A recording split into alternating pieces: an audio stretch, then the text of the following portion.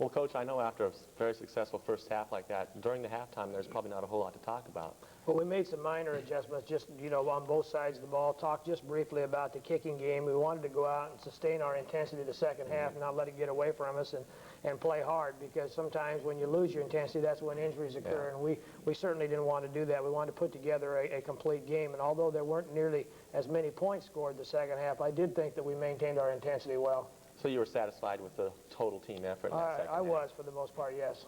Okay, now we'll roll that tape and look at the second half highlights for you. They kicked off to us, and we're going to get, not a great return by any means, but we kind of dropped the ball, and then he ends up kind of reversing his field, and we end up with a clip. The first series here was not a very good one. Yeah. Unfortunately, the ball did go out of bounds there. We left it on the ground. A lot of our players wear gloves, and it's a little hard sometimes to hold on to the ball as well.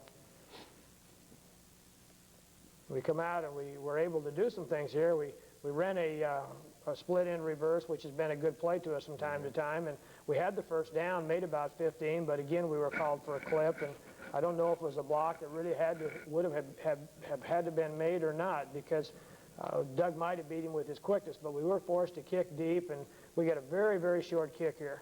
I think Doug had 2 kicks for a total of 14 yards, 7 yards per punt, and that hurts your punting average quite a bit. So our defense has got to rise to the occasion here, and here's their little roll pass. And there's really nobody in the area. He threw it away because they were well covered. A lot of defensive backs back there, you notice. Yeah, there really are. Again, you can see he has no backs in the backfield at all. And there's one that was thrown a little short. And we occasionally came with a blitz on him. There we had a lot of pressure on him, Todd Gransky, and they completed that pass to the 30-yard line. And then they choose to try to go for a field goal, and the wind does some funny things to it too, as you can see, and it's a little short, although he didn't hit it very well at all. Yeah. So we were able to get out of that situation and not give him any points. Here comes a little counter play with Scott Meyer, and he made a fine read there. You can get some idea of his quickness. I think that defensive back there had the angle on him, or he probably would have had a touchdown. But Scott has helped us. We've got our misdirection offense back into our offense. Now we come with a bootleg, and Gary has quite a bit of time to throw, and he lays it in there, and Doug Banks comes up with it for a touchdown. We had 2 guys there, and I'm not sure he was throwing to Doug. And then we were able to get the PAT there, so Darren's got a string going again. Here's an isolation play that they read very well. Greg Smits is in there now, and we didn't block that play as well. And you can see Wayne, they're fired up. It was a big hit by them, and they're not about to lie down. Here's the fullback dive, but an excellent read, and just a super run by Scott Shohan. He's really meant a lot to our football program while he's been here. We're going to miss these 13 seniors that we have on our squad. There's a fullback dive again up inside. I believe we might have got the first down on that. And then here's the pitch play, and this is going to be Greg Smith scoring his touchdown. I think that might have been the first touchdown that he scored since he's been here as a varsity player. And here's a fumbled snap, and it ends up right in Darren Garholtz's hands, and he did the only thing he could do was to try to run for it. It was a little high, and it went through Russ Harvey's hands. Now Wayne came out, and they started to run the ball. And there was a big initial hit by John Rose, number 32, and then one of his teammates kind of knocked him off of the tackle, and the young man from Wayne kept going and ended up with a first down. Again, you can see now there's no backs in the backfield, and they're going to throw it again. And it's intercepted by Kevin Lyons, and he returns it for a touchdown. So that's a big play for Kevin. Kevin is another senior from Gibbon, Nebraska, and he's meant a lot to our football team. He's been a good example of what hard work will do, and we're certainly going to, as I said earlier, miss these young men that have been a part of our squad for 4 or 5 years. And that's the end of the ball game. And there's no doubt after a win like that, you have to be pleased. Bill's momentum for the last game, and this is definitely a big game coming up for you. No question about it, John. We're going to need all the momentum we can get. Might ask you before this break, you've had an incredible lucky streak, or I don't know if you want to call it luck, but Wayne just can't touch you. Well, it's been one of those that even some years that they've played us extremely tough, we managed to find some ways to win. And I'm sure that Wayne's going to look at their program long and hard and try to figure out what they can do to make it competitive. I know they have a new president, and he wants their program to be competitive, and as I understand it, that he expects his program to be around 500, not be 0-9 or 0-10. So, and in this case, maybe even 0-11 after their last ball game. So it's one of those things that you don't ever want to have to go through as a coach or as an athlete, but I believe if you're in the game long enough, perhaps it may happen to you. You'd hope it wouldn't be quite that bad. So they've got a lot of examining to do, and I'm sure that they'll try to come up with a solution. Well, Kearney's definitely got a big game coming up, and we'll be back after this break to talk about Minnesota Morris.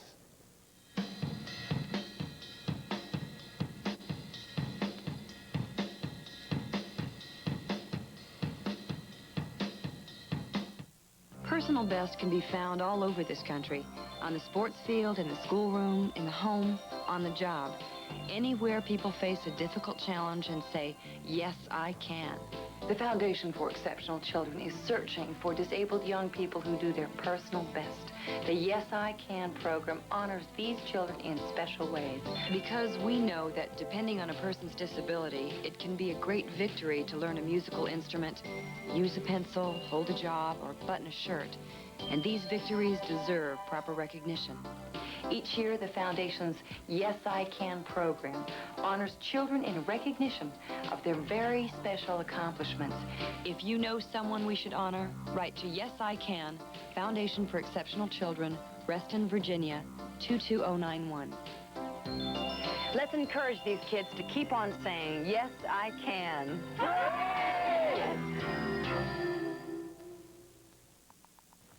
Welcome back to the show. Coach, this week you have a team that maybe you don't get quite as good a look at as some of the other teams. Does that pose something of a problem for you? Well, it really does, John. We've exchanged 2 tapes with them. They have 2 of our games, and we have 2 of theirs. And one of the games that we have was against Winona, which is a school in their conference, and it was all a lot like the Wayne offense. So it really doesn't help us in preparation. The other game was against Michigan Tech, which they lost something like 44-45. So it was a wild affair. And the other thing that's difficult is it's hard for our players to identify with Minnesota Morris because we haven't played them. We played them once in the early 1980s. They came to Kearney State, and they actually defeated us. They had a great quarterback and some real talented receivers, and they're bringing a similar type cast in this time. They have an excellent quarterback, an outstanding running back, and they do throw the ball quite a bit. So we've really worked hard this week in an effort to make sure that our players, have a tremendous amount of respect for Minnesota Morris and what they can do. If you look at their conference record, they have been either winning the conference or been right in there almost every year. The head football coach there and his staff have done a great job. They have some good players, and we respect them. We don't fear them, and we're looking forward to playing them. We think it'll be an exciting game. You mentioned that running back, Bill Magnuson, I think is his name, and I think he's got right around 1,000 yards already on the season. Yeah, he should be very, very close if he's not over. He had 200 and some yards rushing against Michigan Tech, and as I said, when you score that many points, somebody's going to have a lot of yards on both sides of the ball. And I think what that proves is that they really can move the football. If you look at their scores, I don't know that they've ever been held to less than 20 points, and even 2 of the games that I can recall right now that they lost, one was like 38-29, and the other one was 31-27. So there's 2 ball games right there that they could have won maybe fairly easy. And I think maybe the game with Duluth, I can't recall right now whether they won or lost it, but I think they might have lost it in the very final seconds of the game. So they could be coming in here with a very impressive record, and actually right now they're just 1 win below 500. So it'll be a battle. Yeah, they're 4-5 right now. You mentioned that you think they're probably going to score a lot of points. Do you look for them to throw the ball or maybe primarily try to run against you? John, they do both. They've been able to mix the run and pass, and they do it from a lot of different backfield sets. They'll be all the way from the wishbone to 0 backs like we saw Wayne run again. And it's been a tremendous challenge for our defense this week and our coaches to prepare a plan that will help us where we won't confuse ourselves. We don't want to go out and beat ourselves, and so we've tried to build together a plan defensively that will allow us to be sound against all the shifting and things which they do, and we won't get caught and be out of position, hopefully. I'd like to ask you right now, just how big a win do you think this would be if Kearney could be 6-5 as opposed to 5-6? Well, it'd be a tremendous win for us. It would just give us a real boost as we go into recruiting. It would give our players a boost as they go into the winter program, the returning players. We'd be able to finish the season with 3 wins in a row, which would be significant, and it would lead us into, the winter conditioning and into spring football, and maybe set the stage for even, next fall, which at this point in time is a long ways away, and obviously there's a lot of work to do, but we want a winning season. That's our goal right now, and we can't achieve it unless we are able to defeat Minnesota Morris. We've talked a little bit about your offensive line being so good the last couple weeks. Do you look for them to be maybe a little bit bigger than Minnesota this week? Well, we're bigger than Minnesota Morris. They're considerably bigger, really, if you want to get right down to it, but I don't know if we're as quick, and we'll have to just see how that balances out. But we've got to find a way to use our size and and hopefully have some kind of ball control where we can put together some big long drives and maybe wear them down a little bit. We've got to keep their offense on the sideline because they would have the same capability in regard to our defense if we let them in there and they have lots and lots of snaps. So it'll be a real challenge to both sides of the ball for Kearney State. We're going to have to play defense and not be out there too long and come up with some big plays. And then offensively, we're going to have some great ball control. We talked earlier about a couple injuries. Are there any other major injuries that are going to affect this week's ball game? Well, not really. As we said, Casey Clausen, who sustained an injury in the Wayne game, will not play. He was a special team player for us. Trevor Pavich, who was hurt in the Wayne game, has practiced the last 2 nights, and we really do expect him to be ready to play and go full speed on Saturday. Greg Ash, a freshman linebacker from Columbus, who was hurt against Emporia, will not be back to play in this ball game, and we'll miss him. But we do have Dave Collin, and we have Bobby Joe Russell back, so that's good. Okay, Coach, with that in mind, we'll wrap this week's show up and hope you're here with us next week for the final show of this week's season.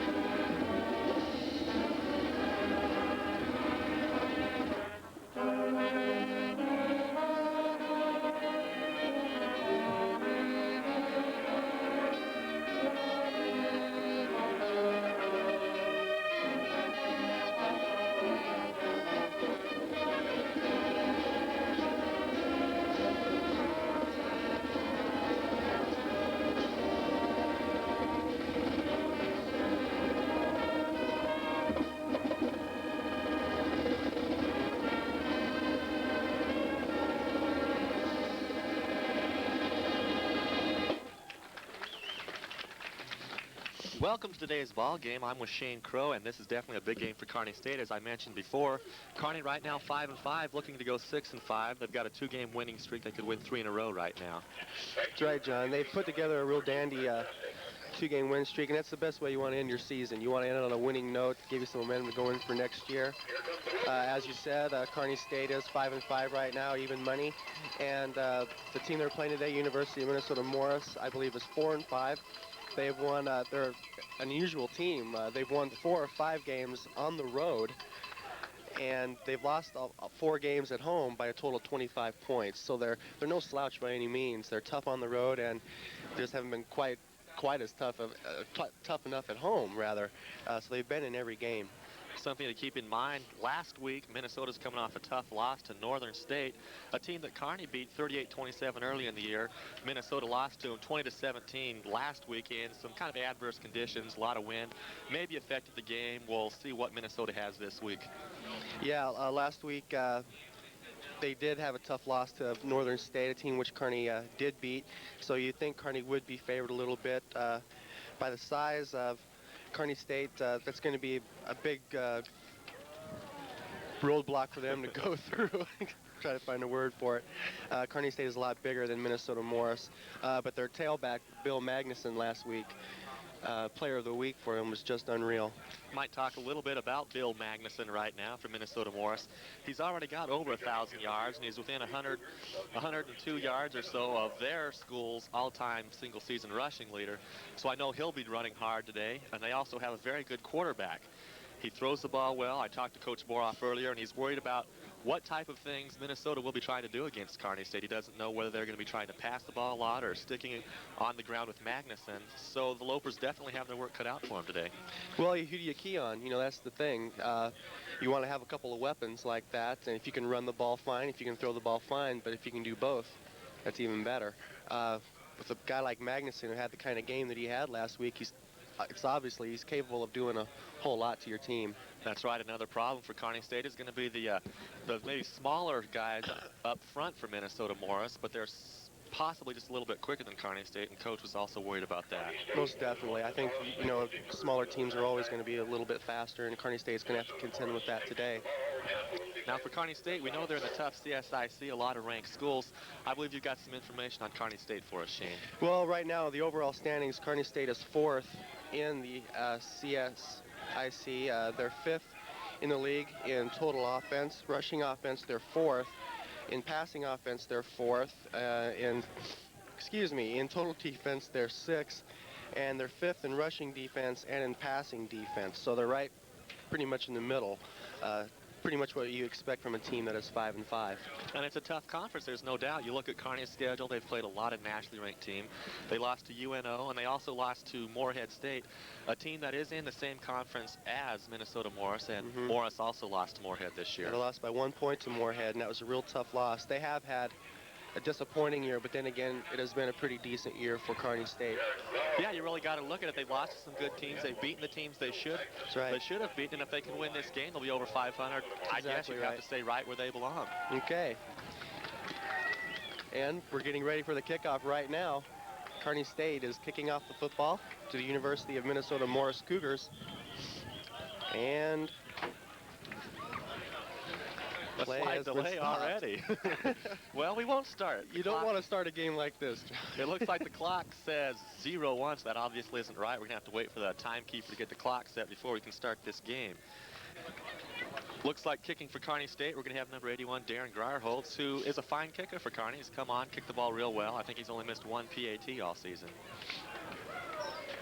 Which is good. That's what you got to have, I guess. Those are supposed to be a gimme, and he is kind of assured Kearney There's State no such thing as that. a gimme. Number 81. Darren Grierholtz kicking for Kearney State. Darren Grierholtz, freshman from Kensington, Kansas, doing the kicking chores for the Lopers today. You have to wonder what's going on here. Timekeepers had just, all afternoon to get ready for this. They can't get the clock set. I don't know if it's a mechanical problem or what, but the clock still shows now. We've got 10 up there. Couldn't tell you whether that's seconds or minutes. Hard to say. Probably don't know what to do with the day being perfect and everything. Can't have everything going right. Yeah, I might mention that there's a slight breeze, maybe 15, 20 miles per hour. That might affect the ball game, but hopefully, I would imagine Kearney State's going to be trying to run the ball against the smaller Minnesota Morris team, and the wind probably won't affect Kearney as much as it might affect Minnesota Morris. Well, they're going to be with the wind in this first quarter, it looks like. It's coming out of the north. It's dying down pretty well now, but earlier in the day, it was gusting. It was gusting at least 15 to 20 miles per hour. This game has been brought to you in part by the Fireside Inn, Molly's Motor Works, Frontier Liquor, Bogart's Supermart, Copperfields, and L&J's Home and Appliance Center. KSTV, Cable USA, and the Kearney State Athletic Department would like to thank these businesses for their fine support. While we've got this chance, Shane might bring up the point that Gary Hurd, Kearney State's starting quarterback, is within 150 yards or so of surpassing Mark Voss's single-season passing record. So with that in mind, you never know. Kearney might be trying to give him some stats, and we might see the ball in the air just a little bit more than expected. That's right. They might just open it up today. I mean, you really have nothing to lose. You are playing for a winning season, but it's a good time to look at some younger players and, try some new things. And they'll be back deep for Minnesota Morris is Bill Magnuson. You want to keep your eye on him, see what if he's all he's advertised, I guess. I'm sure he will be. We can only hope he'll run well, and we'll see a good game now. I'm sure he is, too. Finally ready with the kickoff. Grierholtz gets the kick in the air. Not a real deep kick, back about the 5-yard line. Magnuson takes it. Brings it up in the middle and gets a mediocre return, I guess you'd call it. Kearney covered it pretty well. They'll be starting their first drive of the ball game for about the 26-yard line. He picked that ball up at about the 5 or 6-yard line and ran it back. This is about a 20-yard return, John. For Minnesota Morris, they start at quarterback with number 15, Mike Peterson. As we mentioned, Magnuson is the running back. Leon Stockinger is the fullback. Craig Alto is a wide receiver.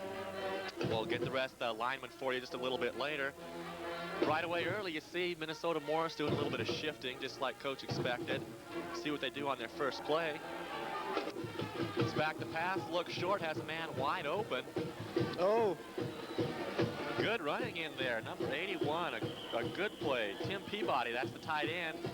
Looked like he just kind of drug across the middle and was wide open over here in the flat. Shane. Quarterback had plenty of time to throw that football, John. He wasn't under any pressure whatsoever. The receiver was wide open, and the receiver did a great job of doing some open field running after he caught the ball. Real good gain there, about 15 yards. Give him a first down on Kearney's, on their own 46-yard line. 15 yards on their first play. That's just the kind of thing Minnesota had to be looking for. You see, you're going to see a lot of that today, too, I think. They're really going to mix up the offense today, I believe. Here we see no backs in the back foul. The quick slant inside there. That's number 23, Bill Magnuson. There's the guy. An interesting set there, Shane. They didn't have any people in the backfield. They had 4 wide receivers plus a tight end. Yeah, it even looked like they went on a quick count there. They just really, it's almost like a 2-minute offense they're running to start the game off with, really. Gets that momentum going. I guess it's a good play if it works for you. Oh, yeah. It's hard to defend. You know, you sure don't expect that coming out to start a game. Call this about 2nd and 5 for Morris.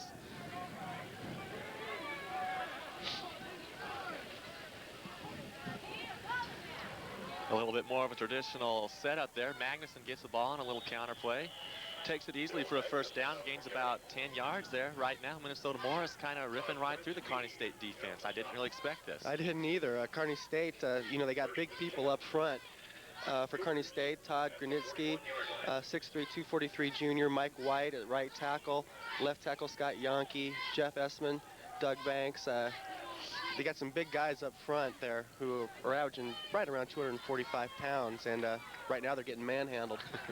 Once again, we see a little bit of motion, causing Kearney State's defensive backs to do some shifting. Peterson back on the pitch there. Magnuson again with the ball. Good defense in there. Oh. Don't know who got him. Number 40, I think, got him. Troy Schubert? Yeah, I believe Schubert made the tackle there. A decent play again for Minnesota Morris. They pick up 5-6 yards. Brings up we'll call it a 2nd and 5. And if they keep doing this, getting 2nd and 5, 2nd and 4, it's going to be tough for Kearney State to stay in this ball game. Exactly. You want to stop this before it even starts, and I'm sure the Kearney coaches are going to be looking to do that real soon. Peterson's under the center now, 2nd and 5. Magnuson in motion. Another quick pass there. Defended pretty well by Kearney. It's going to be close to a first down. Pass complete to Scott Harris. I think he might have got it. Scott Woodward there on the tackle for Kearney State. Going to depend on the mark. Looks like they're going to call it just a little bit short. 3rd and about half a yard right now. It'll be interesting to see what they do. This is Minnesota's first 3rd down. We'll see if they can convert. Always a key as to how well the team can convert their 3rd downs into first downs. Oh, Quarterback no problem. sneak. Got it easy. No problem. Peterson just looked at the defense and found where he knew there was going to be a hole. Kearney looked like maybe they kind of shifted over to the right, and he took it right to the left where nobody was. You may have audibled that too, right at the line. You may have changed the play there. So another first down for Minnesota Morris. The Cougars driving right away here. Very impressive drive, I might add. Looking really good, mixing it up well with the run and pass. 1st and 10 from Kearney State's 30. See if Kearney can stop him here. A lot of motion once again. Peterson back to pass, looking around, has a lot of time. Way short over there. He had a man wide open over there and had plenty of protection. He just hurried his throw and it wasn't even close. Craig Alto just looked like he went about 5 yards and just hooked right up. Defender was playing him for a little bit deeper pattern, and it looks to me right now like Minnesota Morris is just trying to take those short passes and work the controlled ball game right downfield. That's working pretty well for them. They are. They're like 5-yarding him to death right now. 2nd and 10. Peterson once again under center. This time they're in the eye. Little play action pass. Good pass in there to Alto. Makes a good move. Down right about to the 10-yard line. A host of Lopers in there on the tackle, but he made a good move to get away from the initial tackler in there. Couldn't quite catch the number. Right there, I think you see what... It's number 8, John. What Boroff was talking about. Their quarterback is just as good as their running back. He zipped that ball right down there, about 15 yards downfield. He ran a great pattern and was wide open, too, and he did some really nifty running after he caught the ball. Another first down for the Cougars, right about the 10-yard line. It looks like they can get a first down without scoring, though. Little power play in there to Magnuson. Defense well by Kearney State. See Todd Gransky in there on the play. Number 87 for Kearney State. Gransky's been playing well all year. Probably the most consistent defensive lineman Kearney's had. Bring up a 2nd and 11. Defensive line did a great job of plugging up that hole right there, John. got great penetration in the backfield and just stuffed it. Need to do that a couple more times to Oh, hold them yeah. right now to a field goal. Would be very big for Kearney State. Peterson again, back pass, looking around a little bit. Oh, In and out of the hands there. Tim Peabody, the tight end, who made a nice catch earlier, just couldn't control that one. well, he's wide open. He threw him a bullet, but he was only about 5 yards away from him, and that's going to be kind of hard to handle. It's like playing burnout with your friends, you know. Tough to catch. A little bit of a breeze. Maybe the hands are still a little bit cold. That might Could affect be. the players right now, too. Big third down right now early in the ball game. Got 11 minutes left in the contest. Big play for Kearney State here to try to hold him here. The Cougars out of the eye. I imagine they'll be looking to pass the ball. Play action. Gransky puts a little pressure on. Oh, Just enough pressure there by Gransky caused the overthrow. Looks like the Cougars are going to have to go for 3. I think could have been intercepted too. It was batted up, and it was anyone's ball there for a second. Yeah, a couple Lopers were back there, but just couldn't quite get to it. Good defensive stand by Kearney State.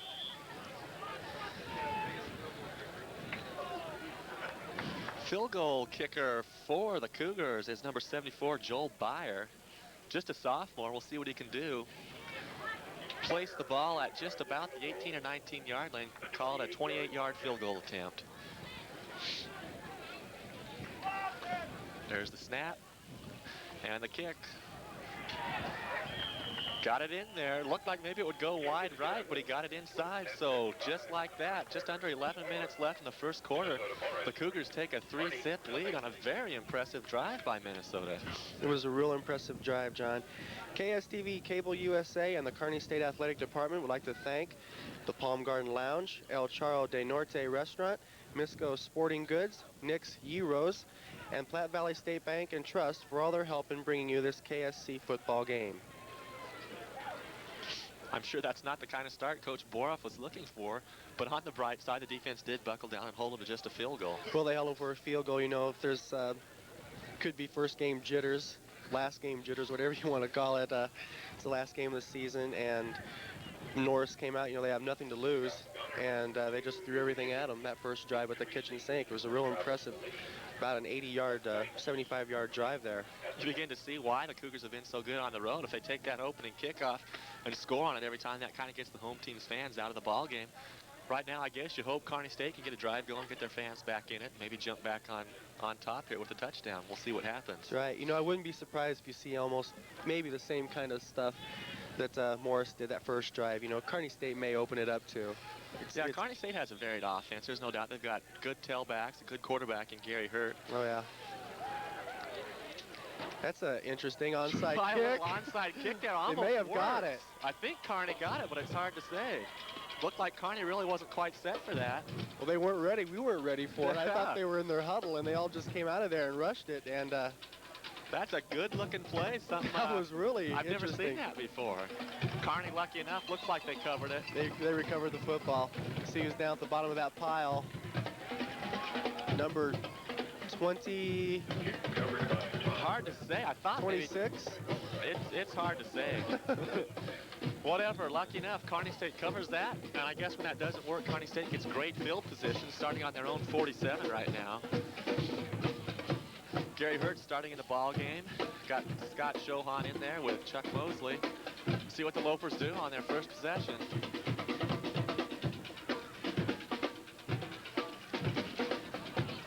Big Good hole. play. Mosley breaking it downfield. Keeps going. Nice driving in there. His legs just didn't stop. Clear down to about the 34-yard line. That's a super game there. That was a great hole up the middle. Morris may have just put themselves in a big hole going for that onside kick, trying for the element of surprise, and it almost worked. Just a But, straight power play there. Not a whole lot of deception involved. Lead Well, the there's old nothing fullback. fancy about it. Yeah. Looks like maybe Kearney State's superior size on the line going to be able to open up some holes to see if they can sustain that throughout the ball game. You may need a calculator today. It may be a high-scoring ball game. Little pitch to Mosley again. Turns flags it up on the inside. flag. A lot of flags. You're right there. He got a couple yards, but looks like we might have some illegal motion or procedure. Either that or maybe an offside. We'll see what happens. I think somebody jumped. Looks like Kearney State signaling it might be offsides against the Cougars, and indeed that is the call. I'm sure Kearney will take that. Well, I'm sure they will too. That'll Another quick, easy 5 yards. an easy 5 yards. That play got stuffed and didn't go anywhere, so I'm sure that they'll take the 5-yard present. You see the official there marking it off, and there is the official call. 5-yard penalty, first and 5. So we got 1st and 5 now for Kearney State. See what Hurt has in mind here. Once again, Mosley at tailback, Shohan there in fullback.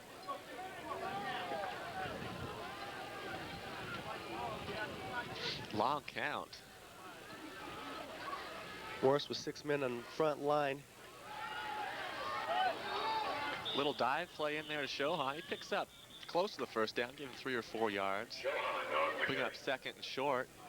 That's a play that worked real well against Wayne State last week. Shohan rushed for right around 100 yards, I think. On a lot of just quick dive plays like that, the offensive line opened up big holes. And the offensive line has been playing real well the last couple weeks. They've been pretty stable, yes. Last 3 weeks, like you said, they've put together some really good wins and really been opening up holes for the runners. 2nd and about 1.5 yards now for Kearney State. Might be a good play to throw some play action, but no, they try a run instead. Stuffed as Mosley will lose a couple yards there. Bring up a 3rd down for Kearney State. That could be a good example of Morris's quickness there. They're smaller than Kearney State, and Looked like they had a couple guys shoot right inside the gap before Kearney State's bigger offensive lineman could react. it looks like they weren't even touched almost. Might mention for Kearney State, up front we got Wade Robinson, Keith Hodger, Brian Casper, Dennis Faze, and Scott Biddicombe. Tight end is Paul Riley. Haven't seen him yet, but he should be a big part of today's ball game. He's been playing really well all year.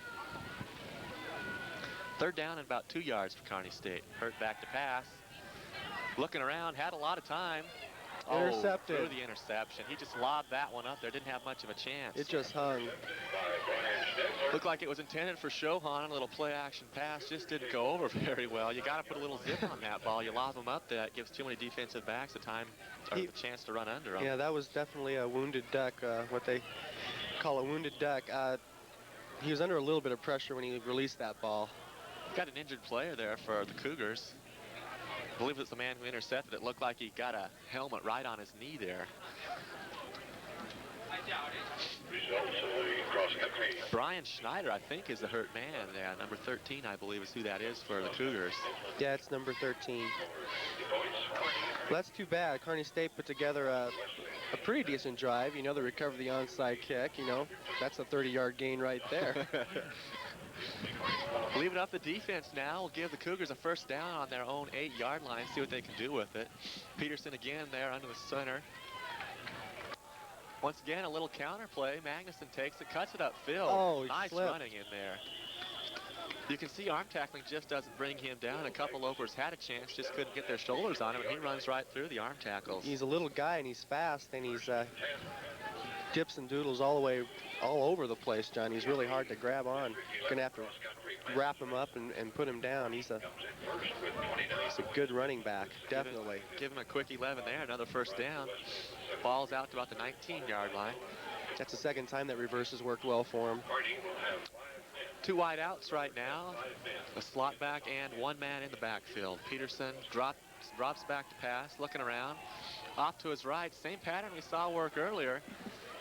They pick up another 15, 20 yards, and right now, Minnesota Morris looks definitely like the best team out there. Oh, definitely. They're moving the ball at Kearney at will, practically. They're doing pretty much exactly what they want to do. Only thing they haven't done is score a touchdown. They've got 3 points, and they've been marching the ball right up the field. They've already moved the ball almost 30 yards since they recovered that interception. Got a split out here, wide left off your screen. A little more motion, back into more traditional I set with 2 wideouts to the left. Peterson takes the snap. Little crossbuck action there. He doesn't pick up much. Give him half a yard. Good defense in there by Kearney State. A lot of players in there. They strung that out real well. Call it 2nd and 10. Give him no yardage on the play. 2nd and 9.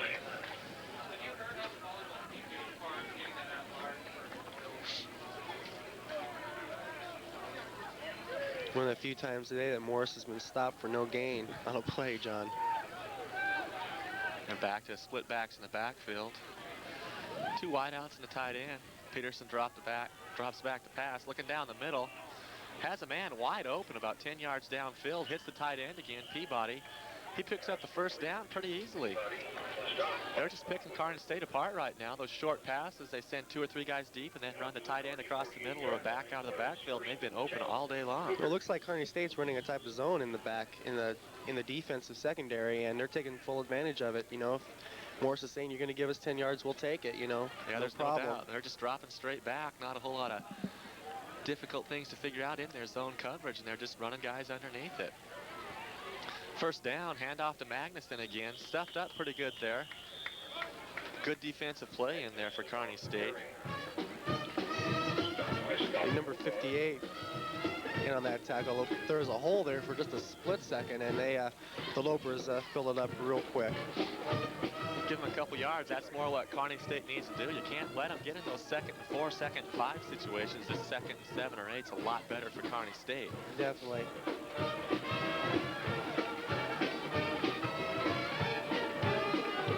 Peterson again drops back to pass, looking to his right. Again, has a man short. That's Magnuson. He picks up 6 yards or so. I guess he stepped out a little bit earlier than I thought. Looks like he's about a yard short, or maybe a yard and a half short of the first down. No, maybe 2 yards short. Yeah, 2 or 3 probably, Shane. I was looking at the wrong graph there. Spot the ball on about the 41. They have to get to between the 37 and 38 yard line for the first down. A big 3rd down play here. Kearney State needs to hold them here, give the ball back to their offense. Once again, 2 wide outs for Minnesota Morris. 1 back in the backfield.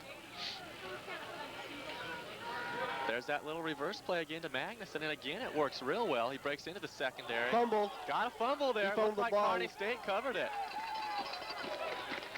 We'll see what they call. He might have been down. No word from the referee. I don't think they're giving it to him, John. They're not. Yeah, that's a first down. It looked like he fumbled right before he hit the ground. Yeah, no, I thought for sure evidently that was a fumble, the John. official there saw it otherwise. No, you got to wonder about that. That was a great break for Morris. It's the 3rd time they've run that play, and it's the 3rd time it's got almost 10 yards. I mean, they're just...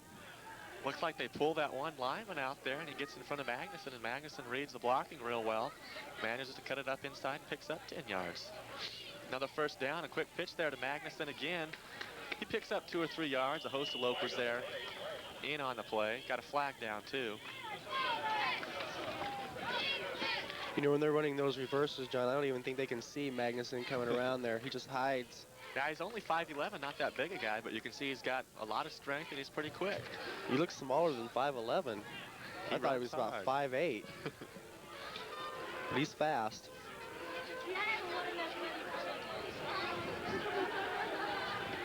Got a penalty, though, on Minnesota Morris. That'll march him back about 10 yards. Got a holding call on him there. That helps Kearney's cause. That pushes him back to about the 37-yard line.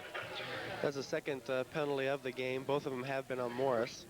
First one an offside penalty, and now getting caught holding. Brings up a 1st and 20. Got to be looking for a pass right now. We'll see if Kearney's pass defense can pick up just a little bit more and stop Minnesota Morris right now. 3 wideouts for Morris. Make that 4 wideouts, and now the running back goes in motion. Got 5 guys in the pattern. He's looking right. Zips again, another just a quick slant inside, and Kearney State just can't cover those quick passes. Look like they pick up about the 10 yards they lost, bring up a 2nd and 10. He's got time to throw the ball. He hasn't been under a rush yet. And it's one thing that the Lopers are going to have to do before this game's over. They're going to have to put pressure on him. Otherwise, he can stand back there and just take his pick all day long. Scott Herman from Anoka caught that pass. Looks like more of about a 2nd and 8. Give him 12 yards on that pass play. Peterson drops back, a little option. He's breaking free. A good run in there. It looked like Kearney had it defensed pretty well. He broke away from a couple tackles, picks up the first down easily. I don't know how he got out of there. He was slipping around there right away. It looked like it was going to be an option. He wanted to pitch the ball, but Kearney's defensive end, I think maybe it was Gransky, turned him up right away, and he was able to break a couple tackles. He did want to pitch the ball. He slipped and was forced to run it, and he made the best out of it. Ran for a first down. Right, the 15-yard line. You see their varied offense. They've done a lot of things already. Quick passes, a lot of running, now a little option. They throw a lot of things at you.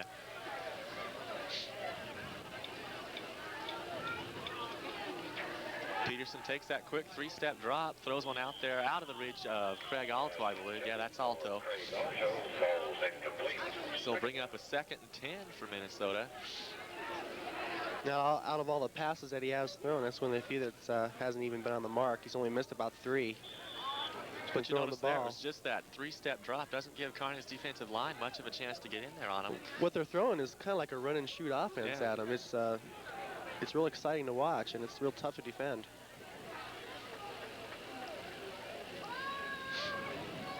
Another crossbuck there to Bill Magnuson, defense well. Todd Gransky again in on the play behind the line of scrimmage. He loses a yard or 2 on that one. A good play there for Kearney State. They need to make another defensive stand right here.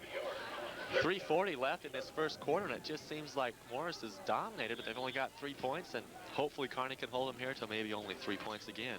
Well, inside the 20, you know, the Lopers have been tough. They've been bending but not breaking, so we'll see if they can keep doing that. Got 3 wide receivers out here to the bottom of your screen. You can see a few of them there. One comes in motion to the right. Peterson back to pass, looking a lot of time that wide time. Open. Oh, good defense in there. That's number 2 for Kearney State, Scott Baker. A good defensive play there. Breaks up that pass a little bit higher, and they would have had a touchdown. They would have had it easy. He was wide open. Yeah, he had just enough time to get under that and knock it away.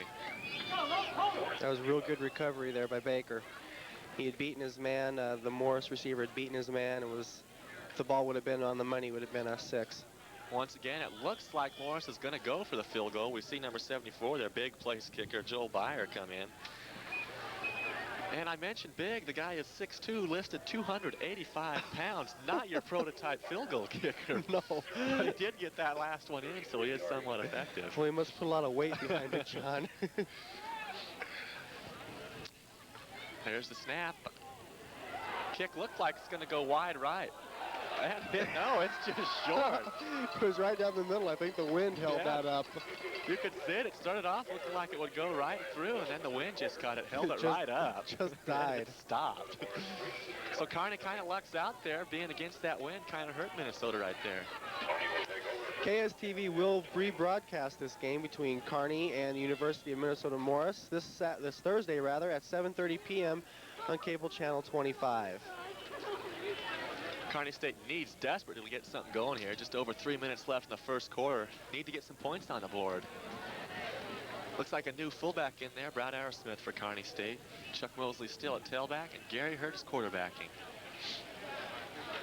Little give to Mosley, picks up a couple yards. Defense pretty well in there, not much of a hole. Straight power play. Once again, Kearney, it looks like they're trying to establish that running game, just saying, okay, we're bigger than you. We're going to try to run it right at you. And so far, except for a couple big gains on their first drive, Minnesota's done a decent job of defensing them. Yeah, I think Kearney State is going to probably try to establish the running game, try to wear them out. I'm sure that's what Coach Borf has in mind. Got a couple wideouts now for Kearney. Doug Banks to the right. And looks like Travis Valine split left. Hurt rolls to his left. Has some room. Hits Doug Banks wide open across the middle. Good Banks move. puts a move on. Good Took move. it up the sideline. Cleared down inside about the 43-yard line for Minnesota Morris. Doug Banks, the guy who has just played so well all year. A lot of big plays. He seems to always have a spark for Kearney right when they need it. Number 27, Jay Fields from Morris, had a game or a score-breaking saving tackle right there. That was a picture-perfect tackle on the sidelines. He wrapped him up and picked him up and made sure he wasn't going anywhere. He just saved 6 points. It's the kind of pass play, that's worked real well for Kearney. Rolling out and hitting somebody dragging across the middle. Just a great play. First down from the Cougars' 43-yard line. See if Kearney State can get some points on the board here. Hurt again with a long snap. Power play to Mosley, cuts it up. Gets a nice run in there, get him 9-10 yards. Looks like he's going to be just short of the first down, but a good run and a big hole opened up by your offensive lineman. Lopers are just challenging him right now. They're just going right at him, and so far Morris has been effective in stopping him. Maybe Kearney State has stopped themselves, either way you look at it, but it's obvious that the Lopers are going to just run right at him, right up the middle. And if they can get that running game going, then of course the Cougars have to devote more men to that. Should open up the passing game. Exactly right. Once again, Mosley's back at tailback, about 5 yards off the ball. Doug Banks is split wide to your right. Long count by Hurd, little pitch back to Mosley. Turns it up, and another decent gain in there. He'll pick up the first down easily there, give him 4 or 5, maybe 6 yards about on 5 the play. yards on that. Scoot over and Gunnerman. Both teams are moving the ball fairly well today. Kearney State just not quite as consistent. I still can't believe that kick, that field goal try. It just died. I've never seen a ball just die like that before. It's like maybe the wind is blowing just a little bit harder than what we thought. The flags are waving pretty good. Maybe it is blowing. It's picking up. Hurt again. There's Kearney's little reverse. Oh, That's a play that lot of works. room. He's Scott gone. Meyer, He's gone. Another gone. touchdown. That's the exact play that worked last week a couple times for Scott Meyer, who rushed for 100 yards last week against Wayne State. Same exact play, blocked very well. He couldn't help but score on that. The blocking was just phenomenal. It was a great misdirection play. Morris was just completely fooled on that, and when he got the ball, he only had one man to beat, and he just danced down the sidelines. That was a great call and a great play. So we've seen both teams run that exact same play. Minnesota's run it 3 or 4 times. Magnuson, he's picked up good yardage. Kearney must have had 1 or 2 more good downfield blocks, let Meyer score basically untouched. See Grierholtz in now for the PAT. It's up and looks good, and it is good. Kearney State on the board with 47 seconds left in the first quarter. They take a lead 7-3, just what the home fans needed. Get them in the game now. Didn't know what kind of crowd we were going to have today. It was pretty sparsely populated before the game started, but it's really picked up right now. Stands look like they're about at least 2/3 full, I would The fans say. are filled up pretty good. I don't know, I guess you like to think this is a big game for Kearney State. Leads into a lot of possible things for next year. You win this game, you're 6-5. Talking to Coach earlier, you know, that always helps in recruiting if you're coming off a winning season. They've won 3 in a row. It looks like the program's maybe turning around, heading in the right direction. Exactly. You always want to end your season on a winning note. And like you said earlier in the show, the teams they have lost to, they've lost to some top-ranked teams. They lost to UNO. The teams they did beat, they were supposed to beat. And they got some young people coming up who are going to be real good in the future, I feel. Grierholtz looks like he's set to kick. Magnuson again deep for the Cougars. Have to contain Magnuson. We know he's explosive. See if Kearney can do it. Pretty good kick there, down to about the 6 or 7 yard line. Magnuson takes it, heads upfield, straight up the middle, has an opening. Just slowed down enough there. He was almost gone. He almost broke that right up the middle. One man in the middle there just got grabbed onto a leg. There's another big tackle. They just went right up the middle there, thread the needle, and he almost made it. Yeah, he just found, didn't look like there's any kind of a hole, but he found just enough. He scored it through there. He's real good at that. Yeah, Kearney had a couple guys hanging back there, were able to stop him.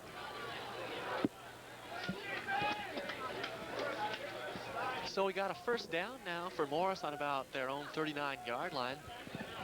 See what they can do with it. 40 seconds in this first quarter, a little handoff in there to Magnuson. Give him 3 yards on the play.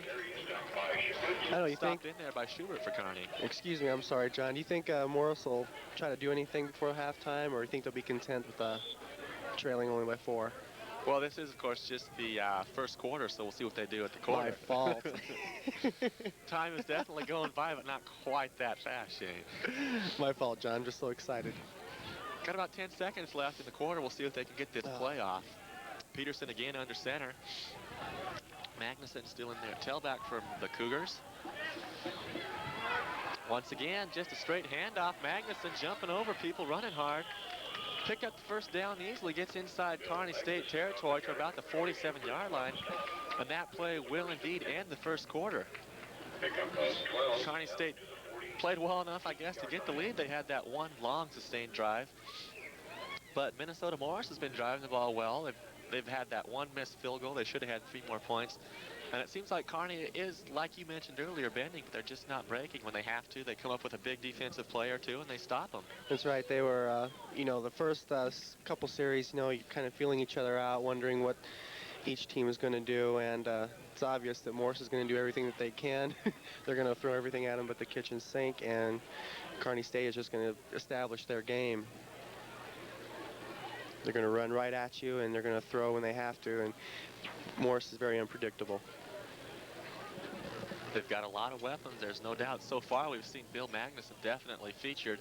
He's run that little reverse play that Scott Meyer broke for a touchdown for Kearney State. It's interesting, both teams have a lot of the same offensive plays. We've seen a lot of the things done exactly the same on both sides of the ball. And thank you for clarifying for me, John, that this was only the end of the first quarter. Yeah, we'll be starting not that the first second half. quarter now. This is the second quarter, and then after that will be halftime, I'll right? try to keep you up to date on that. Thanks. Peterson once again under center. Little delay or kind of a draw play. Defense real well by Kearney State. A lot of linebackers. And then on the play for Kearney, give him 2-3 yards. Again, it looks like Kearney State's defense is maybe trying to assert themselves a little bit more. Earlier, the Cougars were getting 4, 5, 6 yards on first down. Now they're getting 2 or 3, which is definitely a lot better for Kearney State. I think, you know, they might have been a little embarrassed those first couple of drives. Morris just came out and manhandled them and threw the ball at will and just moved the ball at will. And I think they're really starting to toughen up now. Couple wideouts for the Cougars now. Little power play to Magnuson again. Defense well in there. Looks like Schubert again on the play. Troy Schubert, number 40, playing real well for Kearney. Getting in there on some tackles. Magnuson on the carry. Young linebackers in there for Kearney State. They've had quite a few injuries on the defensive side of the ball that have hurt them. But their younger players for Kearney have come in and played real well. And, you know, they're getting experience, and they're also real good players performing well right now. So something you want to experiment with in the last game of the season, too. Big third down here. Looks like 3rd and 7 for the Cougars. Expect a pass, and there it is. He's got a lot of time. Now he's under a rush. Looking around, throws deep over here, just more or less threw that one away. Kearney had pretty good coverage. It didn't look like they were going to be able to get the first down. Their deep men were covered. Looking around, I see a flag down there, clear downfield on about the 20-yard line. In a bad spot for Kearney. Might be some defensive interference. It looks like it is. Yeah, going to have some defensive holding there on Kearney State. Well, you know Morse is going to take that. That's going to give them a big first down. Officials mark it off. That'll give them a first down easily. 10-yard penalty. Takes it down to the Kearney State 35, and once again, the Cougars are in business looking to score. They've got the wind with them now, so you figure another 10 yards, they're easily in field goal range. Maybe. We'll see how the big guy can do it. Yeah, He gets the chance. but he's got the wind behind him this time, so that should help. Cougars come up to the line, 2 wideouts, out of the eye. Magnuson's the tailback. And he does get a pitch out there, wide right, tries to cut it up. Kearney State's in there with real good defense. Number 56, Bobby Joe Russell, a good young linebacker in there for Kearney State. Both their linebackers, Schubert and Bobby Joe Russell, young guys, been playing well because of injuries to other Kearney State starters. But their young linebackers, a key for Kearney State's defense, have been playing real well. Well, they're stringing the plays out real well. That last one wasn't going anywhere. Front line has really been holding their own this series especially. Call it 2nd and 9 right now for the Cougars. And Peterson drops back to pass against a little bit of a rush. Gransky misses him. Another guy misses him. A good block, turns it upfield, carries it clear downfield, and once again, Schubert there on the play on about the 12-yard line. A great run by Peterson. What a big play that was. He was back there. Kearney State throwing a blitz from him from the right side, sending one of their cornerbacks, it looked like, and he should have been nailed for about a 5-yard loss at least. How he got out of there, I won't know, and he did some real nifty running. And the pocket just collapsed, and he was just quick enough to get out of the reach of Gransky. And then once you get through that pocket, you know, the defensive backs aren't really looking at you. They're concentrating on their wide receiver, and he had a lot of room there. Schubert made a good tackle there, saved a touchdown. Got Got a 1st and 10 inside the 15. Magnuson on the carry. Again, defense Been well. doing. Looked like that might have been Esman in there on the play. Magnuson on the carry. Well, it's the 3rd time that Morris has been inside Kearney State's 20. And 3 times they've been denied of a touchdown. We'll see if the Lopers can keep it up, and that was a good way to start it right there. It was a great defensive play. Looks like he lost just about a yard, maybe half a yard. Brings up 2nd, we'll call it 11 yards for the Cougars. See what they do. Once again, they got the 2 wideouts, split backs in the backfield, and Peterson at the quarterback.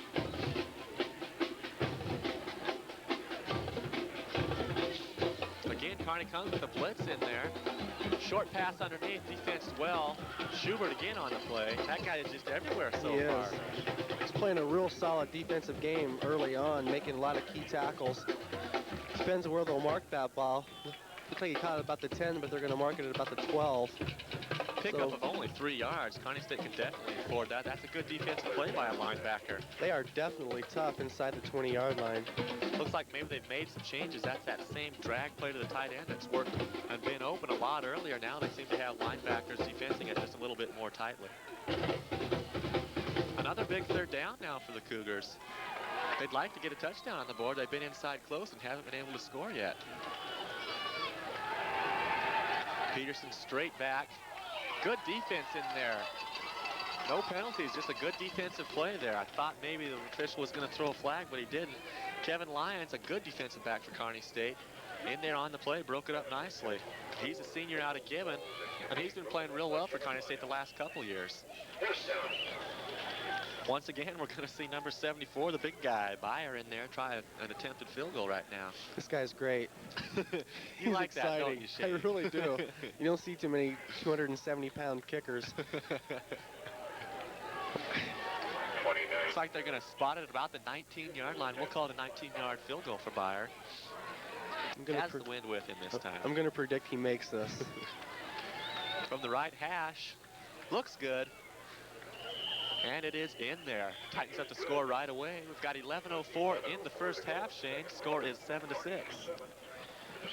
Well, Morris is hanging tough. That was a real good drive that they put together there. And, you know, you can't hold everyone forever off the board. Kearney State has been really tough inside the 20-yard line. But they had to break down sometime, I guess. Actually, it's the kind of game I really expected. Both teams offensively been performing pretty well, and the defense is having trouble stopping them. Kearney State has been lucky enough to hold them out of the end zone right now, held them to a couple field goals. It seems like the defense, when they don't have to cover the whole field, it's a lot easier to cover those speedy guys that Minnesota has. You are watching KSTV, cable channel 25 in Kearney, Nebraska. This broadcast is produced by students in the broadcasting department at Kearney State College. Deep for Kearney State, Doug Banks and Travis Valine. 2 good kick returners. I believe Valine is in the top 5 kick returners in the conference. I think he's number 4 or 5, averaging somewhere around 20 yards a carry. I think I have that fact right here someplace.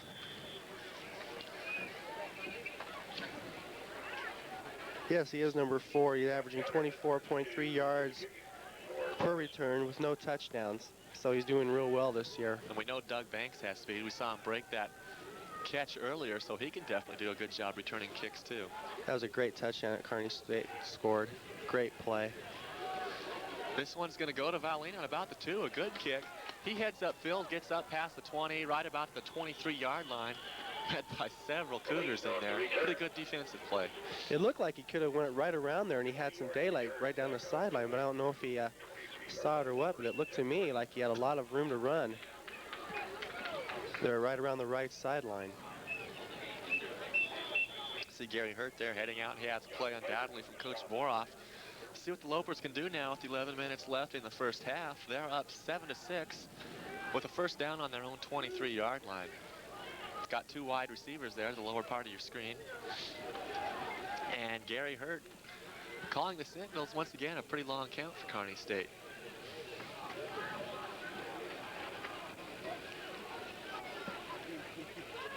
Little rollout here to the left. Wide open. Doug Banks, a good catch. Ball thrown just a little bit behind Banks. He adjusted well. A good pass, though. He got the guy wide open, hit him well enough to where he could catch it, and Banks gets the ball outside over to about the 42-yard line. Picks up almost 20 yards on the pass play. Well, Banks is like 7th in the country, 7th in the conference rather, in a pass receiving. After 10 games, he's caught 32 for 564 yards, and you just saw a reason why there. He's got some pretty sure hands on him. He's just a good athlete. I know he played basketball for a year here at Kearney State and then switched to football, so he can definitely do a lot of things for the team. This time, little cross buck, gets it back to Mosley in there. He picks up, give him a yard maybe, tough running. Hard to say who was in there on the play. A lot of players in there for Morris. 56, Daryl Wattenhofer was in there right away, a linebacker. 214s from Park Rapids. Looked like maybe the first guy in there on the play. Definitely some missed blocks on that one. Offensive lineman, just somebody missed an assignment somewhere. Call it 2nd and 9 from about the 43-yard line for Kearney. Looks like Trevor Pavich is in at tailback now. First time we've seen him today. Hurt with the ball, little play action pass now. Throws it short underneath, pretty good defense. I believe that was Riley. No, that's Scott Meyer in there on the play. No, call that Ryan Siss, excuse me. A short gain for Kearney State nonetheless, given maybe 2 yards, brings up a long 3rd down, 3rd and 7 yards for Kearney.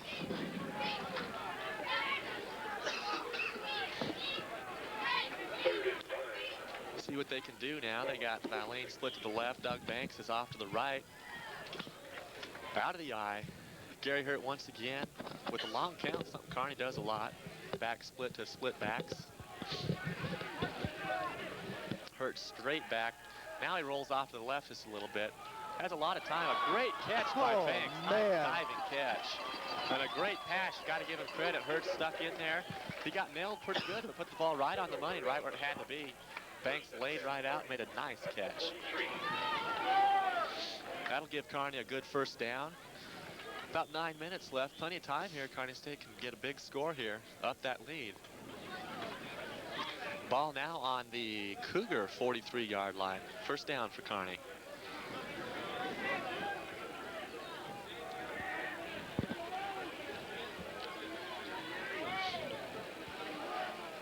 Have Siss in motion now. Little draw to Pavich, just no chance. Once again, that's 56, Daryl Wattenhofer in there on the play. Looked like he came on a blitz and nobody was able to touch him. That little delayed draw there to Pavich just didn't stand a chance. He loses 5 or 6 yards, brings up a tough 2nd and 15 for Kearney State. Expect a pass here, but I guess you never know. We might see that little reverse play, a good time for it.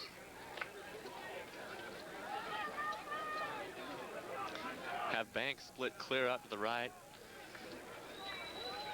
Kearney State again out of the eye. Gary Hurt taking a good look at the defense.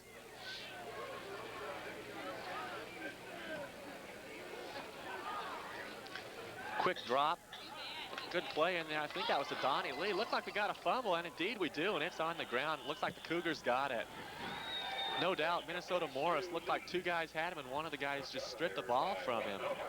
That was a real tough break. I mean, after a great catch by Banks and a decent drive by Kearney State to give the ball up like that, Morris is hanging tough. Yeah, I believe that was Donnie Lee there.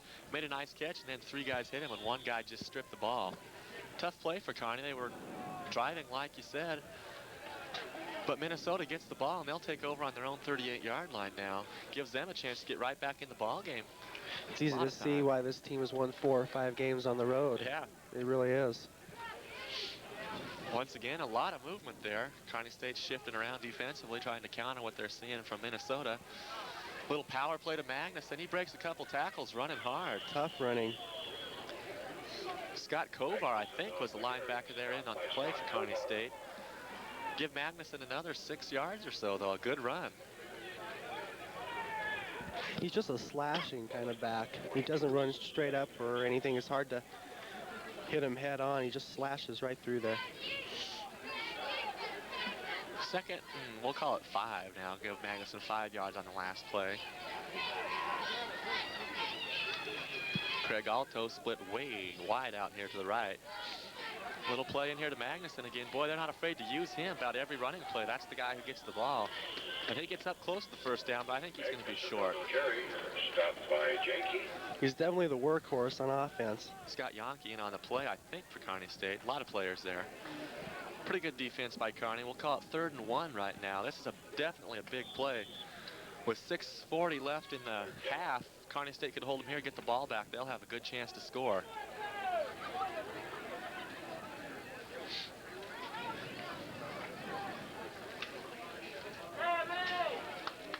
Once again, we see Craig Alto split clear out here to the right.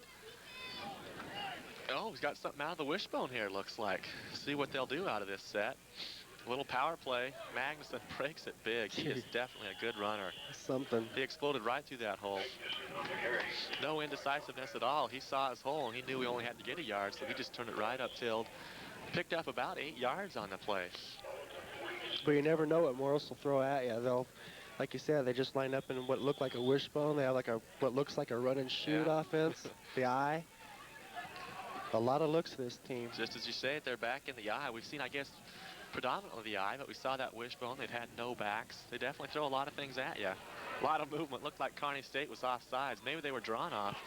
Magnuson running hard, though. Better hope they were drawn off, because Magnuson picked up 13 yards there.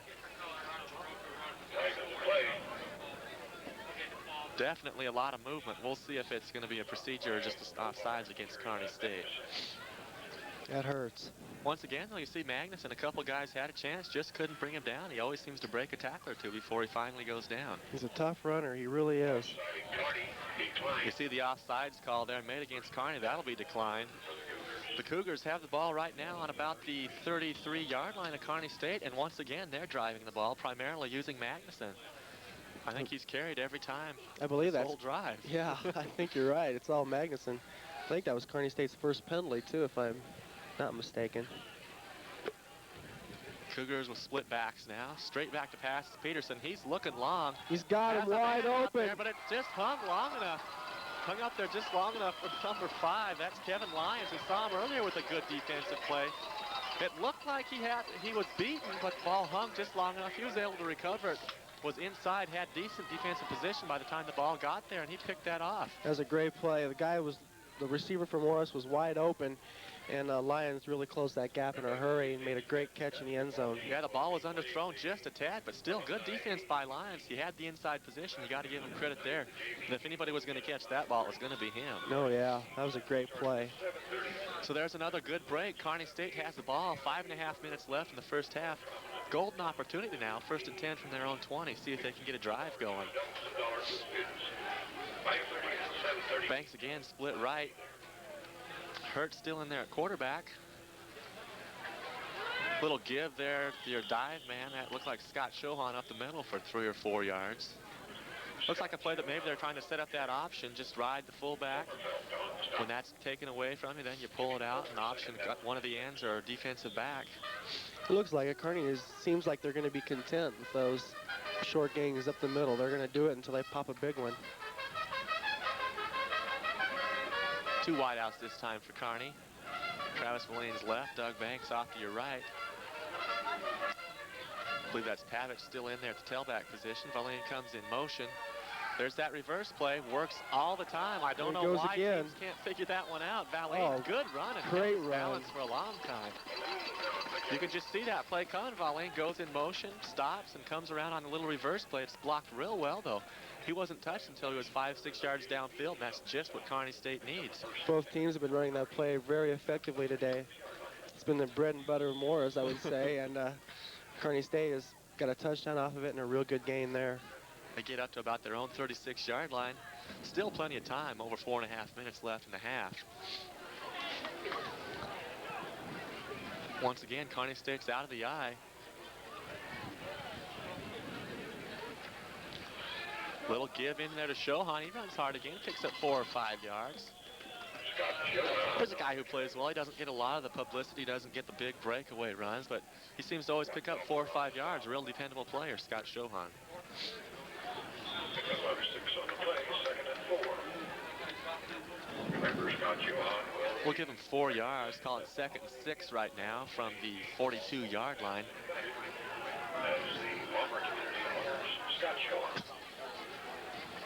Morris with 5 men up there, now 6 on the defensive line. Hurt rolling right, has a man there in the flats.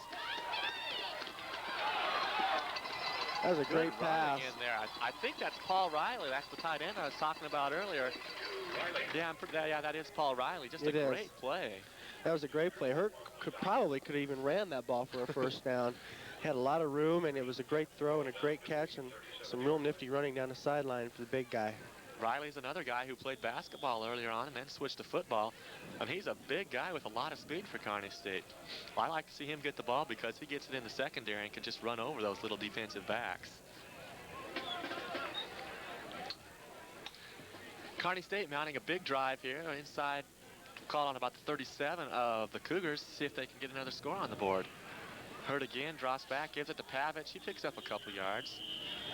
Pretty good defensive play in there. Looks like number 34, Scott Hacker, on the play for the Cougars. It looked like he missed the hole there. He should have cut a little sooner, and I thought it looked like there was a big hole. Give him a couple yards. 2nd and 8 for Kearney from the 35 of Minnesota Morris. Banks will be split Wade out here to your left. Still out of the eye, and Pavich is your tailback. Shohan the fullback. Gary Hurt again with a pretty long count. Back to pass, rolling to his left. Oh! A real good pass, a lot of coverage there. He was lucky that wasn't intercepted. He threw it into a crowd.